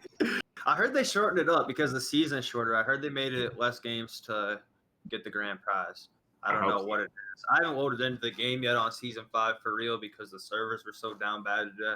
I didn't even really get a chance to load up it all today. So definitely be excited to, hop on tonight. It's see what's 53 games instead of 67. So you saved 14 games. That's cool. That's not bad. That's a fat W. Fat W, bro. Especially if I'm grinding accounts, that's a fat W. That's way less games to grind, bro. 67, so many, bro. And another thing, too. That's if you win them all. I don't lose out here. Come on now. Let me check. I haven't. Yeah, it's been a minute. I've had some tough unlimited runs, man. This past couple, I started the first season 68-1, and it's been all downhill from there, man. I think I lost 15, 20 games before I got that McHale last season, but figured out that next gen since then. I still did 67-1 or 67-0 with a budget squad in 2.5 days. Oh man. But there's some good budget cards out now, There definitely are. That Smush Parker, Mobamba, Bonga. There's some tough Ruby. Isaac Bonga is broken. He is so good for a Ruby card. It's disgusting. Yeah, man. All right, y'all ready to break these down? Yes, sir. So for the first matchup, we got Cole Winter versus Lord J. And with Cole Winter, does anybody know who he is? There was so much controversy when he qualified because no one really knew who that was. Not sure if anybody ever really figured out. So I cannot lie to you. I really don't know a whole lot about this matchup. I really don't. I was told that he might have boosted. So I don't know if that's true, but that's what I heard. I'm not sure if that's true. DBG says that he's a post hooker. Wants to remain anonymous. Okay. So many rumors. He did take that first seed, so he did get a lot of points for sure. 100%, Also, I'll be honest, I don't know Lord J too much either. Honestly, I don't know either of these guys very much. Honestly, and I mean, I not that I know the Xbox side that well, considering I'm from the PlayStation side, but like for the most part, I've never heard of both of these guys. But JC and Del Paca in the chat, they're both Xbox guys. Shout out to JC, man. I'm so sorry for your for how everything went for you, by the way, man. But he says that he's very odd, plays a little bit of a mysterious way post game, so I don't know. Yeah, 100%. I think that it needs to be noted some of these guys who, especially on the Xbox side, probably should have qualified. The Hims of the world, the Undes, the JCs, the TJs, just the guys who got truthfully snubbed. The guys that probably should be in there but aren't. I think it's a good thing to note all those guys as well. because they're good. They would have made noise in this tournament, all of them. You know, they've all played at a high level. So. Oh, and they would have made it much better competition too. It's really sad to see some of these guys that are in the tournament that none of us have ever even heard of, and we watch guys that are very, very talented not get a chance to come in and play in this tournament. Something that honestly that we all know that the 250K system is kind of broken. So hopefully that someday there's a way that 2K fixes this and makes it so these guys can actually qualify if they're built to qualify. Yup, absolutely. And if you guys are just tuning in, we've been live for quite some time now, and we will have the VOD re-uploaded on my YouTube channel. So if you want to hear any of the stuff we talked about for nearly the first 45 minutes before we started breaking down the bracket, go ahead and check that out. But looks like Lord J won that one pretty easily for the poll. So that brings us to the next game. This top of this bracket is not exactly, you know, what the bottom of the bracket is. I think just like the PS4 side, there's defense to offense versus what's his name, Swerviak. I don't know too much about these guys, and I think that might be a little bit more of a trend on this Xbox side for all of us, as we all three of us play PlayStation. So yeah, I've seen defense to offense in a couple of different tournaments. He did pretty well. I couldn't really gauge based on who he was playing against, so on that one, I'm just not sure. But he won, so. I've seen defense to offense as well. I've heard he's pretty tough. Also, I've seen the other guy's name around in some tournaments and things. Like I said, I haven't really played him obviously because we're all PlayStation guys here. But I've definitely heard that he's pretty tough. I think it'll be a pretty good game. Obviously, both of these dudes pretty solid players. Might end up being a better game than we think, not even knowing too much about the players. So I'm not quite sure. yeah, for sure. And for this poll, it looks like it's not too many people voting on it quite yet, but you know, it's gonna be tough, man. Whoever comes out that top bracket is definitely gonna have a tough matchup once they get out of that top four. So it'll be interesting to see. It looks like defense to offense is taking off quite a bit now, but it'll be definitely interesting to see. But the rest of this bracket is pretty interesting. Here, these first four people I'm not too fond of and know much about. But these next eight guys, they are very, very talented players here. Absolutely, because on the next matchup here, we got Breathinator versus that dude Chris. Is that Chris Evans now at the 5 seed? Is that his username? I believe so. Okay. Because if so, that will be a pretty good matchup, man. That'll be a pretty good matchup. You know, both dudes that are been around the block once or twice. Both can play. That is Chris Evans. Okay.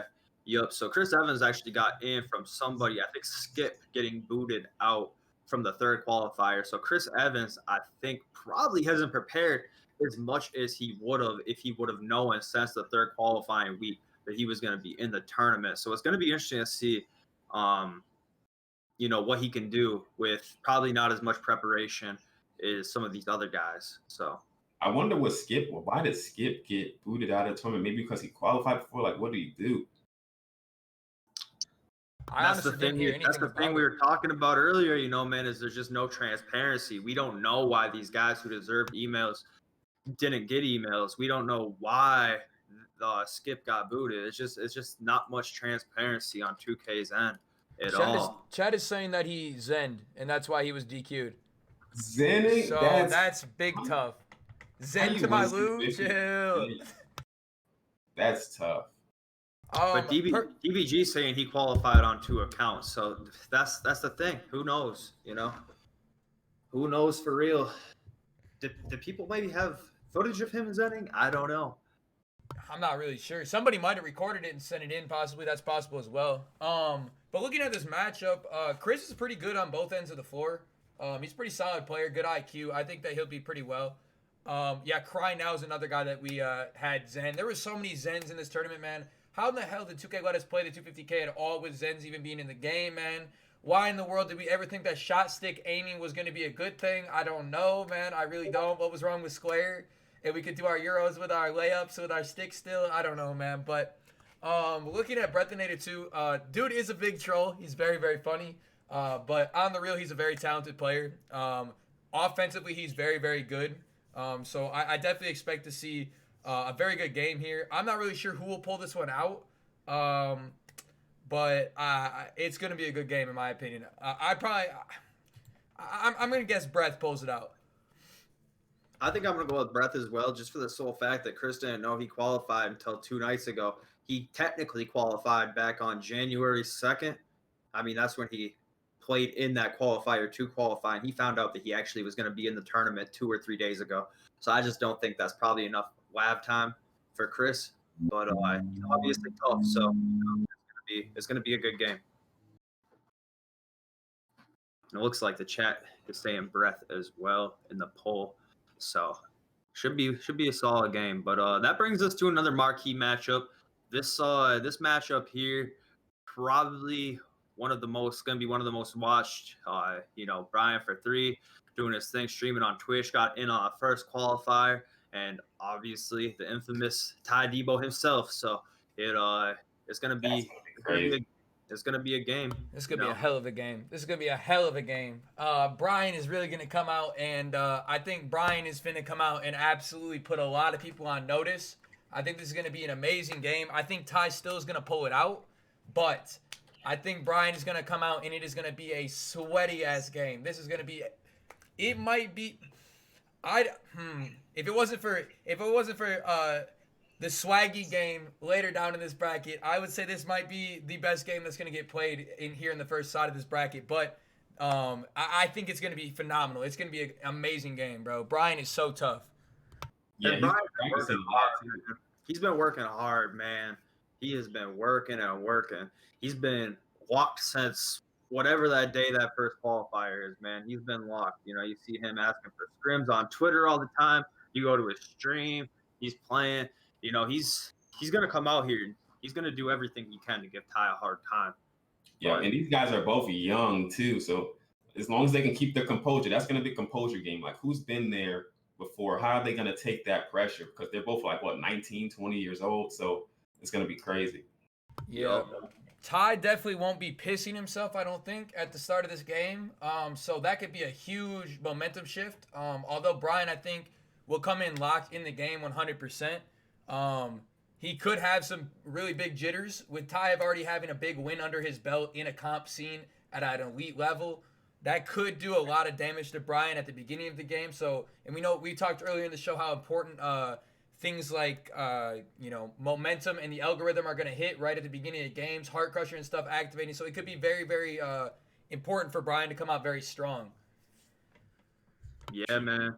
Yeah, because like we've been talking about earlier in the show, this best of 1, Showtime, Heart Crusher are all in the games. It's on online versus. One bad first quarter could set either of these dudes back so far that they won't be able to climb back out of it. Somebody gets out to a 20-7 lead or something along those lines, and all they got to do rest of the game is just trade baskets and stay composed. They got it. So it's going to be a good game to watch, man. It's going to be a good game to watch, 100%. I think this matchup to me is what the MJs and CMAR matchup is on the PS4 side. I think this will probably be the most watched first round game on Xbox, and I think that MJ CMARs will be the most watched game on the P4 side. Yeah. There's a lot of really good matchups on this bottom side of the bracket. There really are. There really are a lot of good matchups. I mean, I don't know why both tops of the brackets just happen to not be stacked, but the bottom halves of these brackets are just monstrous on both sides. Yeah, absolutely, man. That's what I was saying. That's why I think on the P4 side, I think Barlow's got a good chance to come out of that top side bracket. And I think for this side of the bracket, I think it's pretty safe to say for the top side, whoever wins that game between Ty and Brian will have a very, very high chance of moving through the whole entire thing. But that brings us down to the next matchup, Ramo versus Claymon. Both of these guys are well known. Ramo, obviously a 2K League player last year with my home city and Hoove's home city, the Detroit gaming team. So, I like Ramo, man. I like Ramo. Claymon is obviously tough, but Ramo, he seems like he's got it this year. So, yeah, he's got energy too. He's an energetic dude. Yep. Obviously knows the game at a high level from playing in the league. And like we were talking about earlier, being in the league is going to help with comfortability in these kind of situations. If you've sat there and played through a whole 2K League season, you got to be comfortable in this tournament because it's it's kind of more or less, the same type of thing. Really, all the bright lights are gonna be there. So. Nah, this boy is comp. This boy is very, very good. He is very talented, man. Very, very talented. He's also one of the best centers in the entire 2K league, if not the best. He is phenomenal. The man is absolutely a dog. Love watching him play in the league, and obviously a 2K player in my team as well. He's very, very talented. Claymont is also very good too, so I mean, I think it'll be a game, but I honestly think that Ramo's definitely going to run it. Especially with his confidence and composure of playing in very, very high-intensity situations before. And he's from Brooklyn. He's used to the pressure. Yup. Yeah. I mean, this is going to be a good game, man. Like who said, bottom of the bracket is pretty stacked. So this is going to be a good-ass game, man. It's going to be good for sure.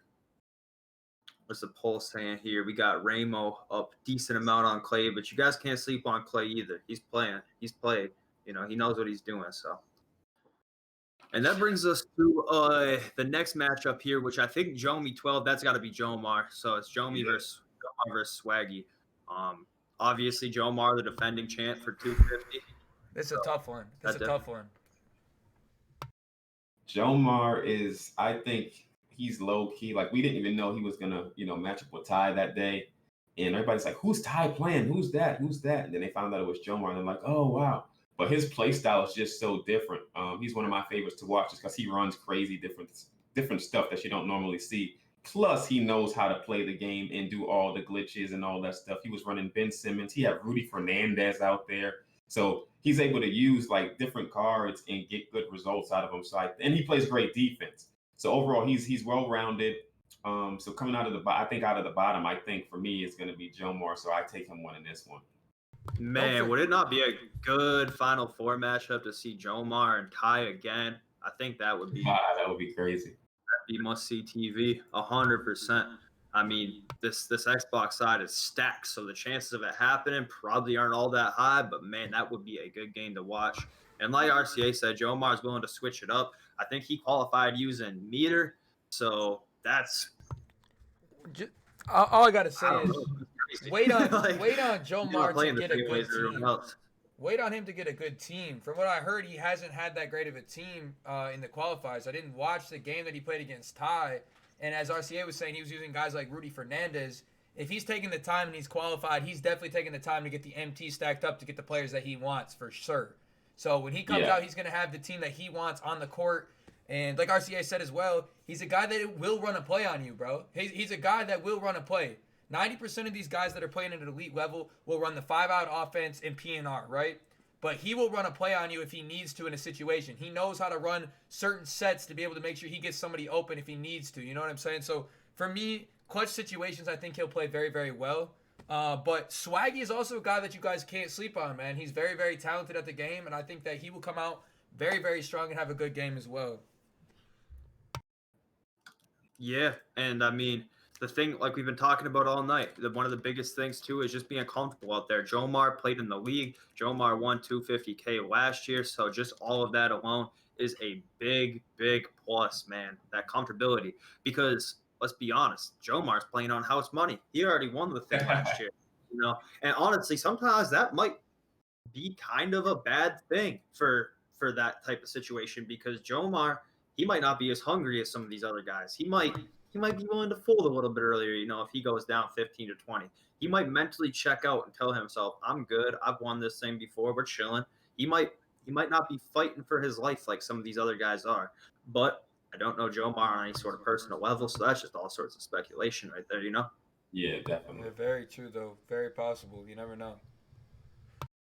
But the chat's definitely pulling in the favor of Jomar. So what can you say? It's hard to bet against the defending champion, man. But he is back. That's true, man. Especially, and another thing is, on the contrary of what you said, maybe he's really hungry for that shit, bro. Maybe he wants that bad. Maybe he's already had a taste and he's like, I want that again. You know what I mean? So maybe he has been in the lab. Maybe he has been putting in all that work behind the scenes that nobody knows about. You know what I mean? Yeah. So we'll see. For sure. He's Puerto Rican, right? Those dudes don't fold. Yeah. From Puerto Rico, yes, sir. He said those dudes don't fold. He's showing up, man. He's showing up. But looks like the chat got Jomar pretty favored on that one. And that brings us down to the final 2 matchups on the Xbox side. Next one's going to be Smoke versus Fade to Justin. I don't know a whole lot about Fade to Justin, but Smoke's tough, man. Smoke is tough. He is tough. Smoke Definitely. high. Definitely going to be a fan favorite out there. You know, big strings on Twitch and everything like that. So there's going to be a lot of people cheering for him out there. There's going to be another good game, man. I don't think enough can be said about the bottom of this bracket over here on the Xbox side. Both these dudes are absolutely elite. Smoke, really good dude. I really fuck with him a lot. He's a great guy. This game, bro, I think a lot of people sleep on Justin. I don't think people realize how nice he is. He's very good at this game. And Smoke, obviously, I feel like everybody wants to see Smoke pull out this W because a lot of the community really rocks with Smoke. But honestly, I think it's going to be a lot closer than everybody thinks, man. And honestly, it'll depend on if Smoke has host. I think if Smoke has host, he wins this game very, very comfortably. If he doesn't, I think it's going to be very, very close. I really do. Mm. Yeah, host is going to be crazy in this tournament. Hopefully they don't. I just hope people don't get hold. That's Yo, so they're sad. both West. I'm dumb. That's me. They both West. But even then, man, there's going to be, like people have been talking about, there's going to be people watching and streaming the games on this private server. So even if you do have hosts, that doesn't mean you're not going to get delayed. And it's on online versus, so a lot of it's just going to come down to how well you can adapt, how stubborn you are not, how composed you are, and it's a best of one, so you better stay on top of things. You can't afford a bad 2-minute period. You can't afford 3 minutes of giving up a 12-2 run. You really can't afford that in a best of one setting when it's on online versus when these are also 4-minute quarters. Are they 4-minute I quarters? believe so, for real? correct? Same as 250K qualifier rules. They should be 4-minute quarters. I believe. I could be wrong, but I think they're 4-minute quarters as well. So that's an even bigger impact on whether or not, these guys are going to be able to have Elgo or not. Yeah, 100%. Let me run a quick poll for this Smoke versus Justin game because I actually did forget to do that real quick. See what the chat's coming back on this. I think one thing is for certain. This Xbox side is stacked, and the PS4 side has been slept on a little bit. I feel like, just because this Xbox side is so stacked. So I think everybody knows how crazy this Xbox side is for real, especially as we get further down on this bracket. Chat's going back with a big Smoke lead right off rip, so I think it's pretty safe. House might shock some folks, man. You said Yeah. what? Said Smoke might shock some folks out there. I mean, I think Smoke could make a run in this tourney all the way to the end, to be honest. He plays very, very good. As long as he stays composed and focused, I really think he could have a very deep run, for real. This is gonna be one of the toughest spots to come out of. This exact game and the game after this is going to be such a tough spot to come out of because whoever wins this game is going to have a very competitive game after that.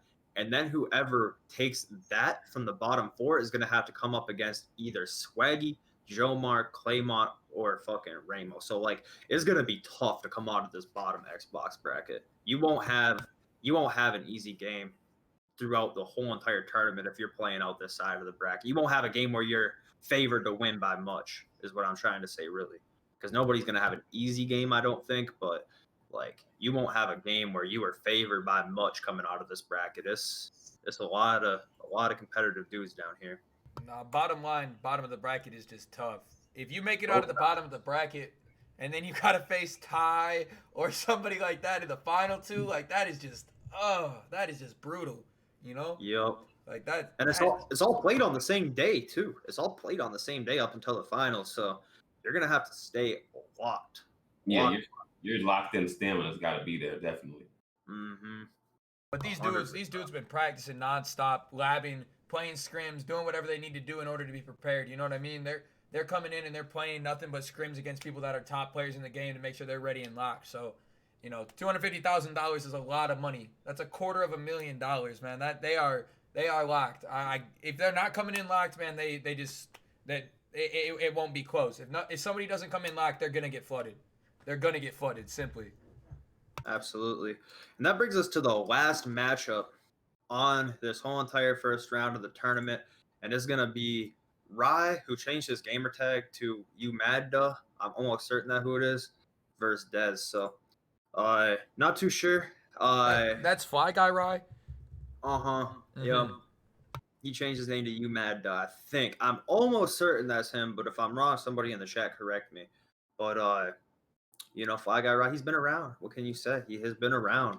Not real certain how he was able to get in, because I believe he placed 6th, I think. I heard he maybe, in the boosted. last And there's definitely a trend.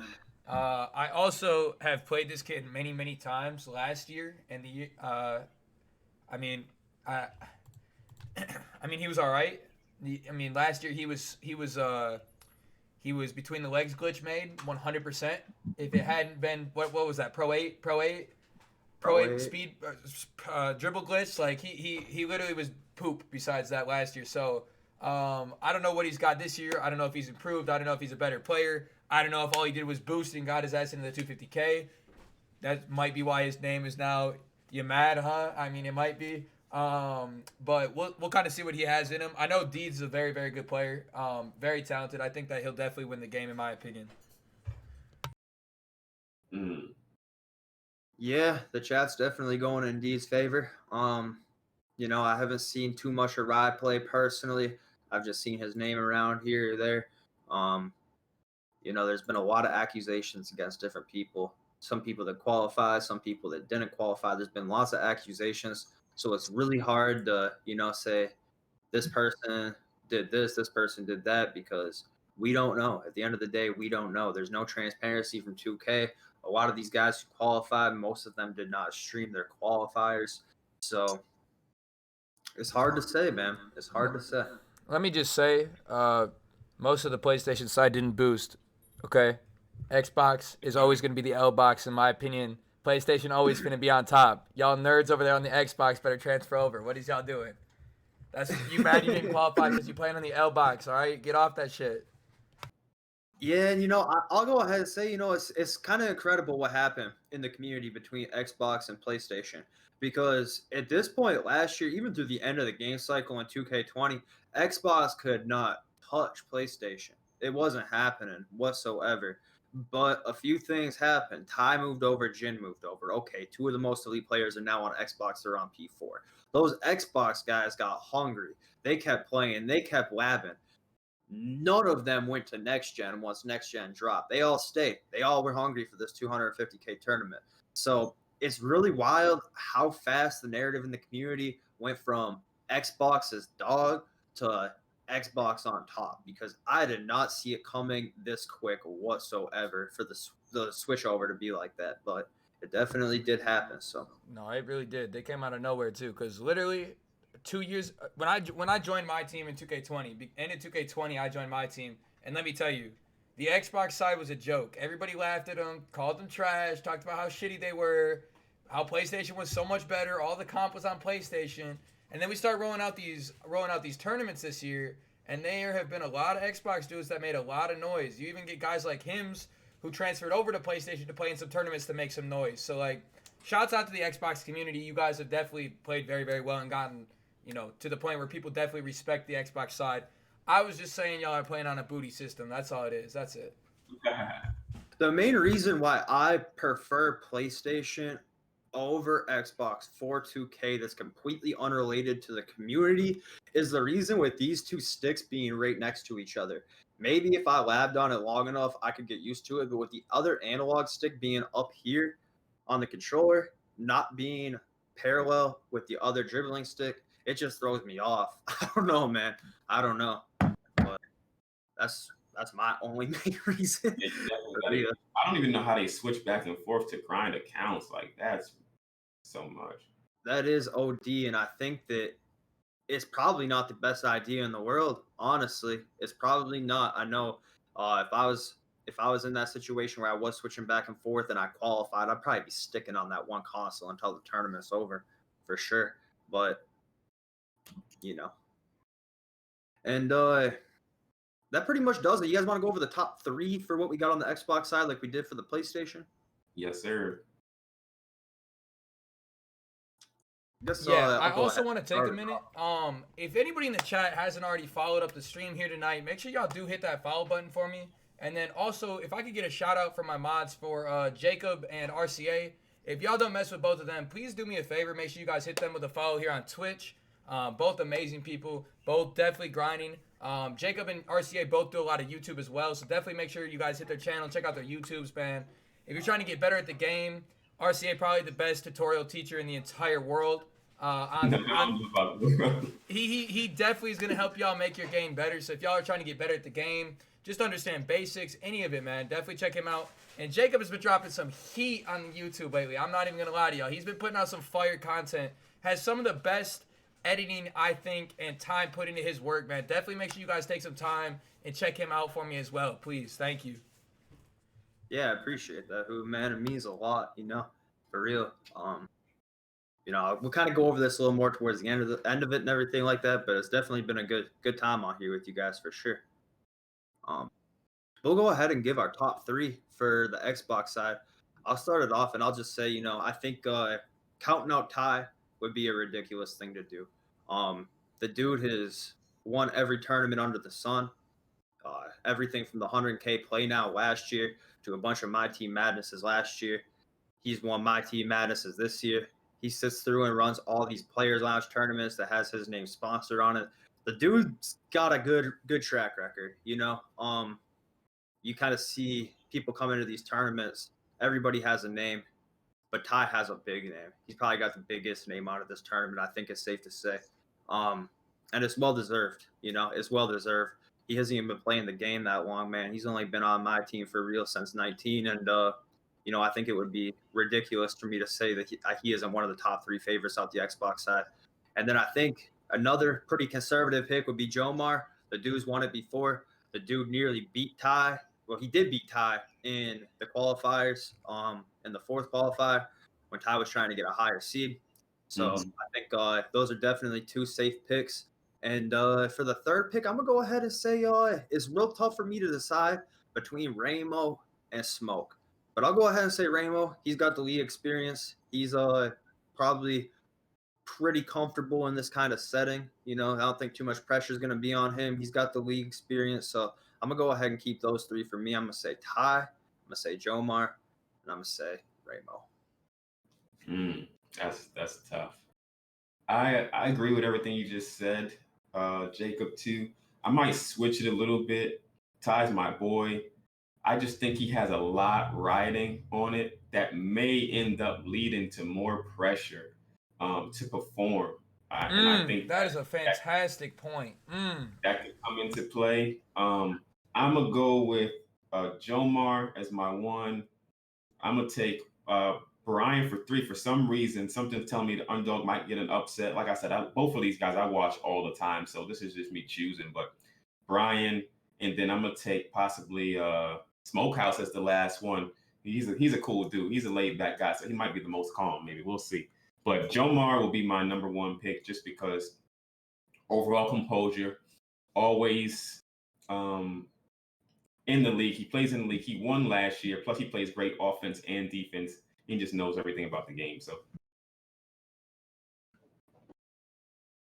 let me tell y'all something. First of all, my number 1 pick, Tydebo, okay? My number 1 pick, Tydebo. My number 2 pick, Tydebo. No, let me chill. But real talk. I feel it, though. But Ty has put in so much work in the last 2 years, man.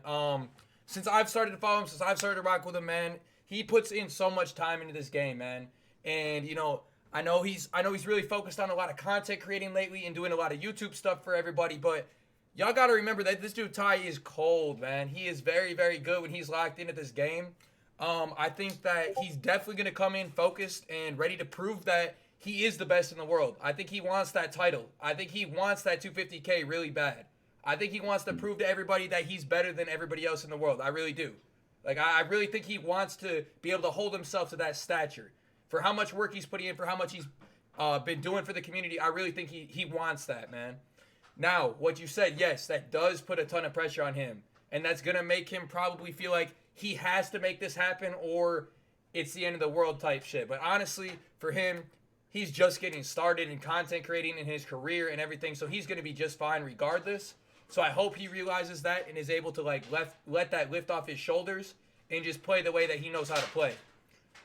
Coming in at number 2 for me, I am definitely going to go with Jomar. I think that he is probably the second best player for me to pick because obviously a champion knows what it takes to be able to get there end of the day. So I believe that he's capable of doing that.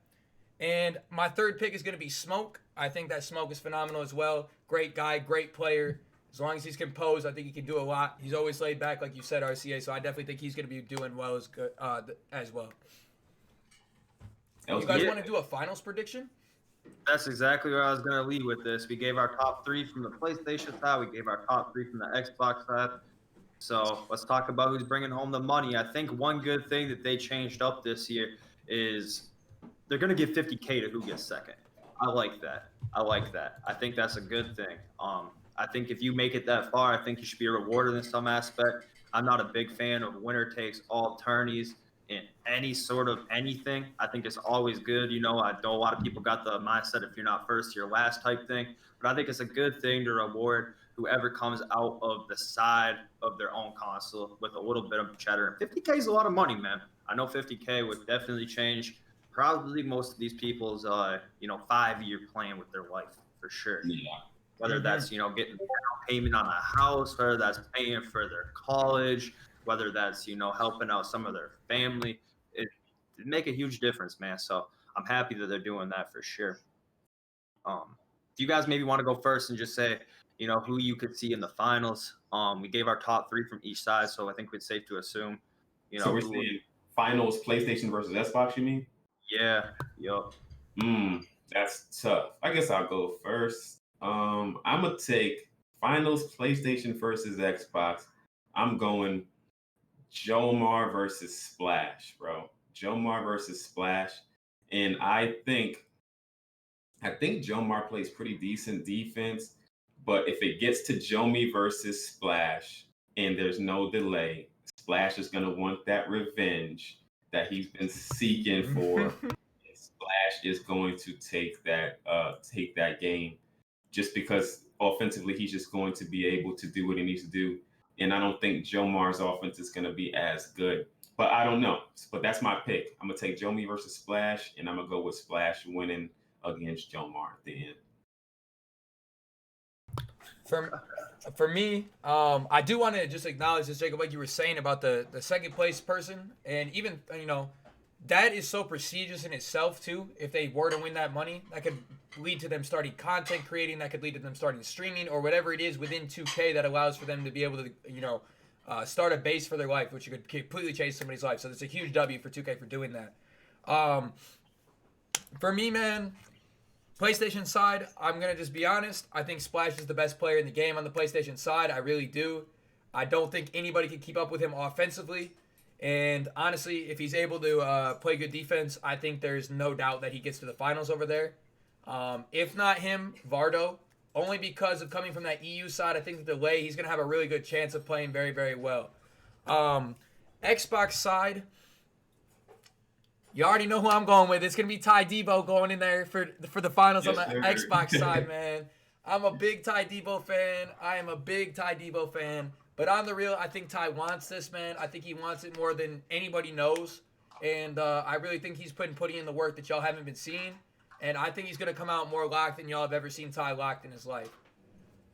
Yeah, if Ty locks in like Ty can lock in, if Ty is fully locked, happy and tight, not worried about what the chat's saying, not worried about Tinder dates on Twitch, not worried about any of this stuff, he's just worried about 250, Ty is going to be a force to reckon with. But if there's anything else going on in Ty's mind, worried about anything YouTube related, worried about anything else of why he needs to win this game so that he can look, huge or that he can get more, anything like that, it's not going to work out. I just want Ty to be locked in for the purpose of what he's there for. And I think that he'll do what he needs to do. Facts. Yep, Facts. Absolutely. And, I think it kind of stinks that I'm going to be redundant on this one, but I got Splash versus Ty myself. Definitely safe picks on both. And I think that's not discrediting anybody in the tournament because there's so many demons in this tournament, man. It's not discrediting anybody. I got Splash versus Ty myself. I think that they both have the most proven track records in the MyTeam community on both sides, respectively.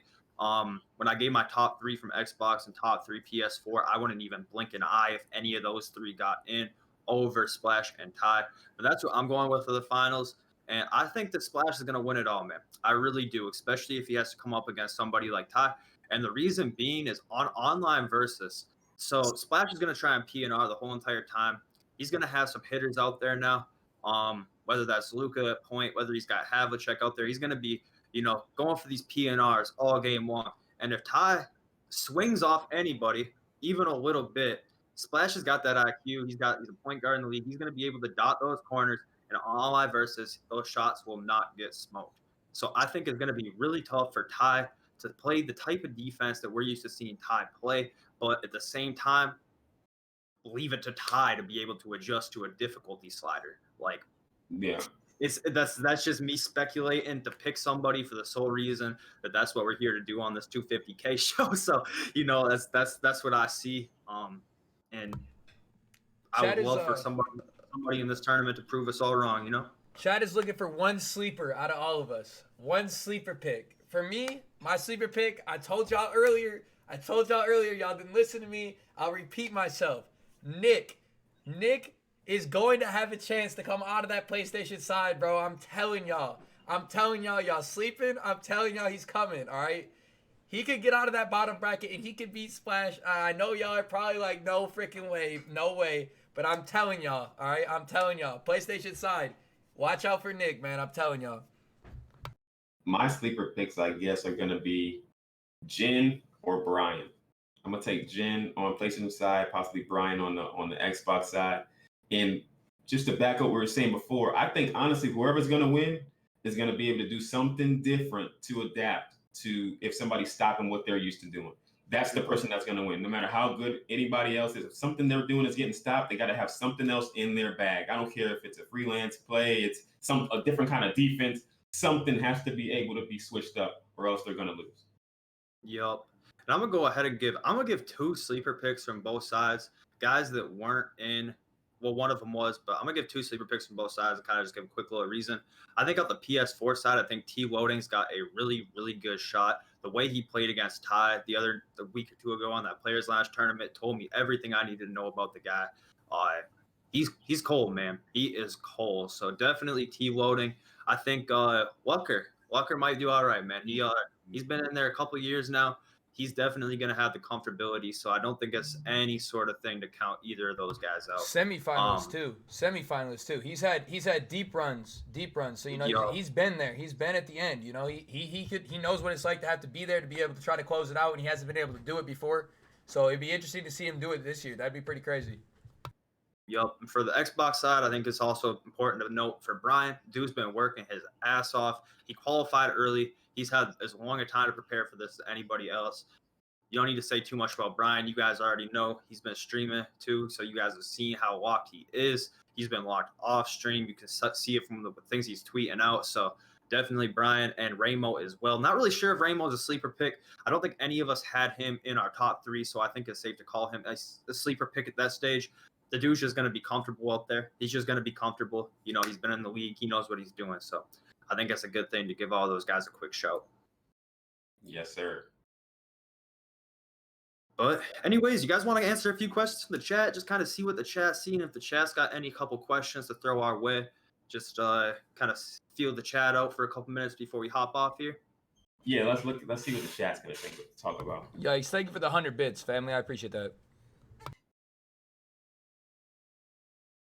Yeah, if anybody's got any questions, just go ahead and drop them out there, and we'll kind of see how you guys are feeling before we put a wraps on the show here, man.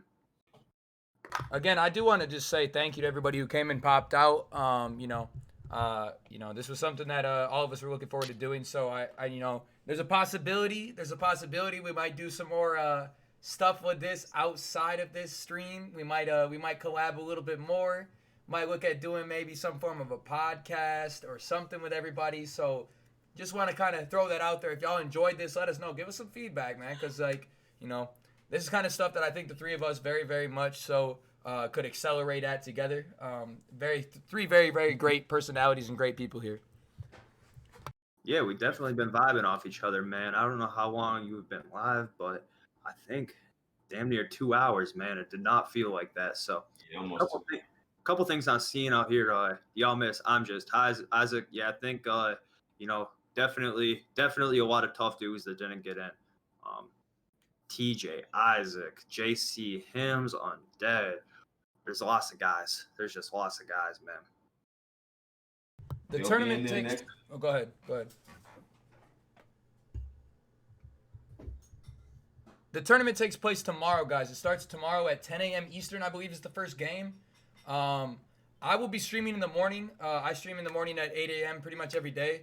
So tomorrow I'll be up bright and early. And I believe DBG said he was doing a watch party for pretty much everyone. I'm pretty sure he reached out to all the places. So you can either watch it there or come here and watch it. I'll have some games up possibly in the morning. I don't know how long I'll stay on. I don't know if any of the other guys here in the chat are going to do anything. RCA or Jacob, are y'all going to do anything or want to do anything? I'll be watching like a fan. I'm not streaming nothing. Yeah, I mean, I'll just kind of wing it. Obviously, season 5 came out. I'm a little grinder. I'm a little nerd when it comes to 2K. So, I'm gonna need to make sure I'm caught up on my limited runs and all that kind of stuff. But I was gonna kind of play it by ear. If Hoove, you're having a watch party and you want me to swing by, I'd be more than happy to. This has been nice. I'd love a little special guest action. I would love that. Yeah, we'll definitely be talking if that's the case. If you're doing a watch party, I don't mind joining at all. I just don't want to stream myself because I'd rather just watch the games. Yeah, I hear you. Yeah. I hear you. I stream every morning anyway, so I'll already be live. I don't know how long I'll actually do a watch party for, but I'll definitely do it for a little while. Thank you. The possible shocks we see happen, and I think the biggest thing would be seeing players used that you don't expect to be used. The Yao Mings of the world, possibly, if you guys want to count Shaq or Ben Simmons, these guys that we talked about at the start of the show. Guys have 13 roster spots to fill. Most of the time, people don't go that deep into their bench. I think a lot of guys are going to plan ahead to put X factors at the end of the bench. If you're using that 12th and 13th slot, there's no point in going ahead and putting in another wing who's going to give you the exact same thing as your other wings. I think you're going to see those real unique players, and I think that might be the shockers that we see, if any. I think a shock we're going to see is, believe it or not, somebody's going to quit. Somebody's going to quit a game. Somebody's just going to say, I'm done. Somebody's going to quit. Watch. Somebody will quit. Man. That's a bad look. It'll be a horrible look, but somebody will quit tomorrow. Yeah. What do you see as the ideal starting 5 for the tournament? That'd be a fun one to answer. If you guys were in this tournament tomorrow, what would you guys run for year 5? Personally, I think that Luka is definitely going to be the one for 99% of the people in the tournament.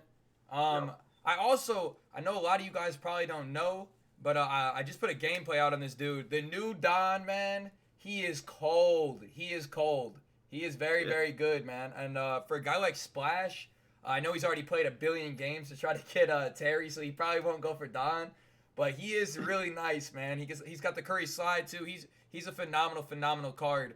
But then at the 2, I probably run Kawhi, assuming those guys have Kawhi Leonard. I'm not sure if they do. And then this is on current gen, so honestly for the 3, I don't know if you run KD at the 3, or if you're gonna see guys run if they do run Hundo, you might see guys run Hundo at the 2, KD at the 3. And then personally, it'll come down to preference in my opinion. I believe that Giannis will be somebody that a lot of people run with and mess around with, so that'll bump between the power forward and center there. I also see AD getting run a lot there at the 5 position probably. And maybe they'll run both. I'm not sure. Like I said, with it being on online versus, you can hit that shot with Giannis out of the corner very, very consistently. So it's very possible that you see them run Giannis at the 4. For me, if I was playing tomorrow, I would run Luka at the 1, Hondo at the 2. It'd be a tight toss-up between Kawhi and Terry at the 3. I forgot about T-Mac too.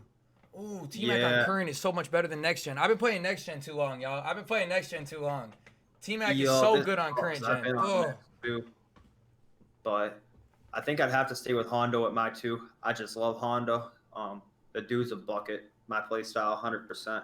So then the 4, I'd have KD, and 5, I'd have to look harder at that Moses Malone if I really had to play in a tournament tomorrow. But it would be between Moses and AD. I so forgot probably, about Moses. If I'm being straight up just off the rip, it'd be Luka, Hondo, Kawhi, KD, and AD. That would be my 5. If it was me, I'm taking Ben Simmons, Kawhi. Ben Simmons. Ben Simmons, Kawhi, KD, AD, and then Moses Malone. And then I'm going to have Luka coming off the bench as my backup power forward. The reason why I'm taking AD in Moses is because anytime a shot is missed, I want the best chance possible of getting that rebound, and Hall of Fame rebound chaser on both of those guys. And if they have a Ben Simmons, I want to be able to get as many blocks as I can. That's why I'm going to have my own Ben Simmons. I'm going to have AD and Moses out there because I want as many rebounds and off balls as I can get, as many fluke blocks as I can get. And then I got Kawhi out there for the pluck steals and stuff. So that's how I would think about it. Y'all seen this take from RCA? You see this man's IQ out here? You see this shit he's talking about right now? Bro said, we shooting a 90% clip. So if I do miss, I want dudes out there that are going to hit the freaking boards hard. That is so smart. That is something a lot of people probably won't think about, because when you think about that, you're playing on online versus these dudes are going to hit at an 80 to 90% clip. When you're missing those shots, you want those shots back that you miss. That is so smart, man. So smart. Yeah, I think we're going to see a lot of small ball at the power forward. And if somebody runs AD or somebody that's that power forward, they're going to get a lot of rebounds. Yeah, I think it's interesting to note, too, how stacked up some of these cards these guys are going to be running with, because these guys can add Hall of Fame badges. So a lot of these guys have been sitting on their badges for so long. Oh, that's true. That's true. You might see a KD out there with Hoff rebound chaser. That's so oh my God. It's like, you really don't know who's gonna have what out there. It's tough. It's tough. For sure. There have been a lot of talk of dudes throwing mills at getting these dudes with badges. I've been seeing it in chats, man. So yeah, you're definitely right. There's gonna be some dudes out here with some crazy cards. There's gonna be some dogs. Yeah. That KD is gonna be insane. That KD is gonna be ridiculous. Pink Diamond KD was insane. Everything. Now he actually has defense. Everything. They really gave him everything, man. But anyways, guys, I don't know. You think that's a good time to call it? That was fire. That was dope. I appreciate everybody that came through. Appreciate you guys letting me be part of this. Like I said, I didn't need to stream it or nothing. Just wanted to be part of the crew. So that's cool. Hell yeah, I had a lot of fun. It was a great time. I want to thank everybody who came out. Shouts out to Jacob and RCA for doing this with me. We'll kind of play it by ear for tomorrow, man. And Jacob's going to be uploading this on his YouTube as well here either tonight or tomorrow, I would assume. So make sure you guys definitely check his YouTube out for this video if you guys want to watch it back, if you missed any parts of it. We'll also have a VOD here on stream. One last shout out to my boys, RCA and Jacob as well in the chat. If you guys could drop a link, one of my mods, please. Check both their channels out for me. Give them some love, please. And if you're new here, smash that follow button for me on your way out. Yeah, for sure. I just want to say thank you guys for everything. Not only to RCA and Hoove, of course. It was a blast. I think it was a great time. Also, thank you to everybody who came out and watched, because it was a good time, man. I expected this to go well. We've been playing it a little bit, but I think I exceeded my expectations on how well this would go. I think that was awesome, guys. So much love. Let's get it. Appreciate y'all, man. Yes, sir. I'll be lurking in the streams. Yeah, I'm there too. You already know. Yes, sir. Peace.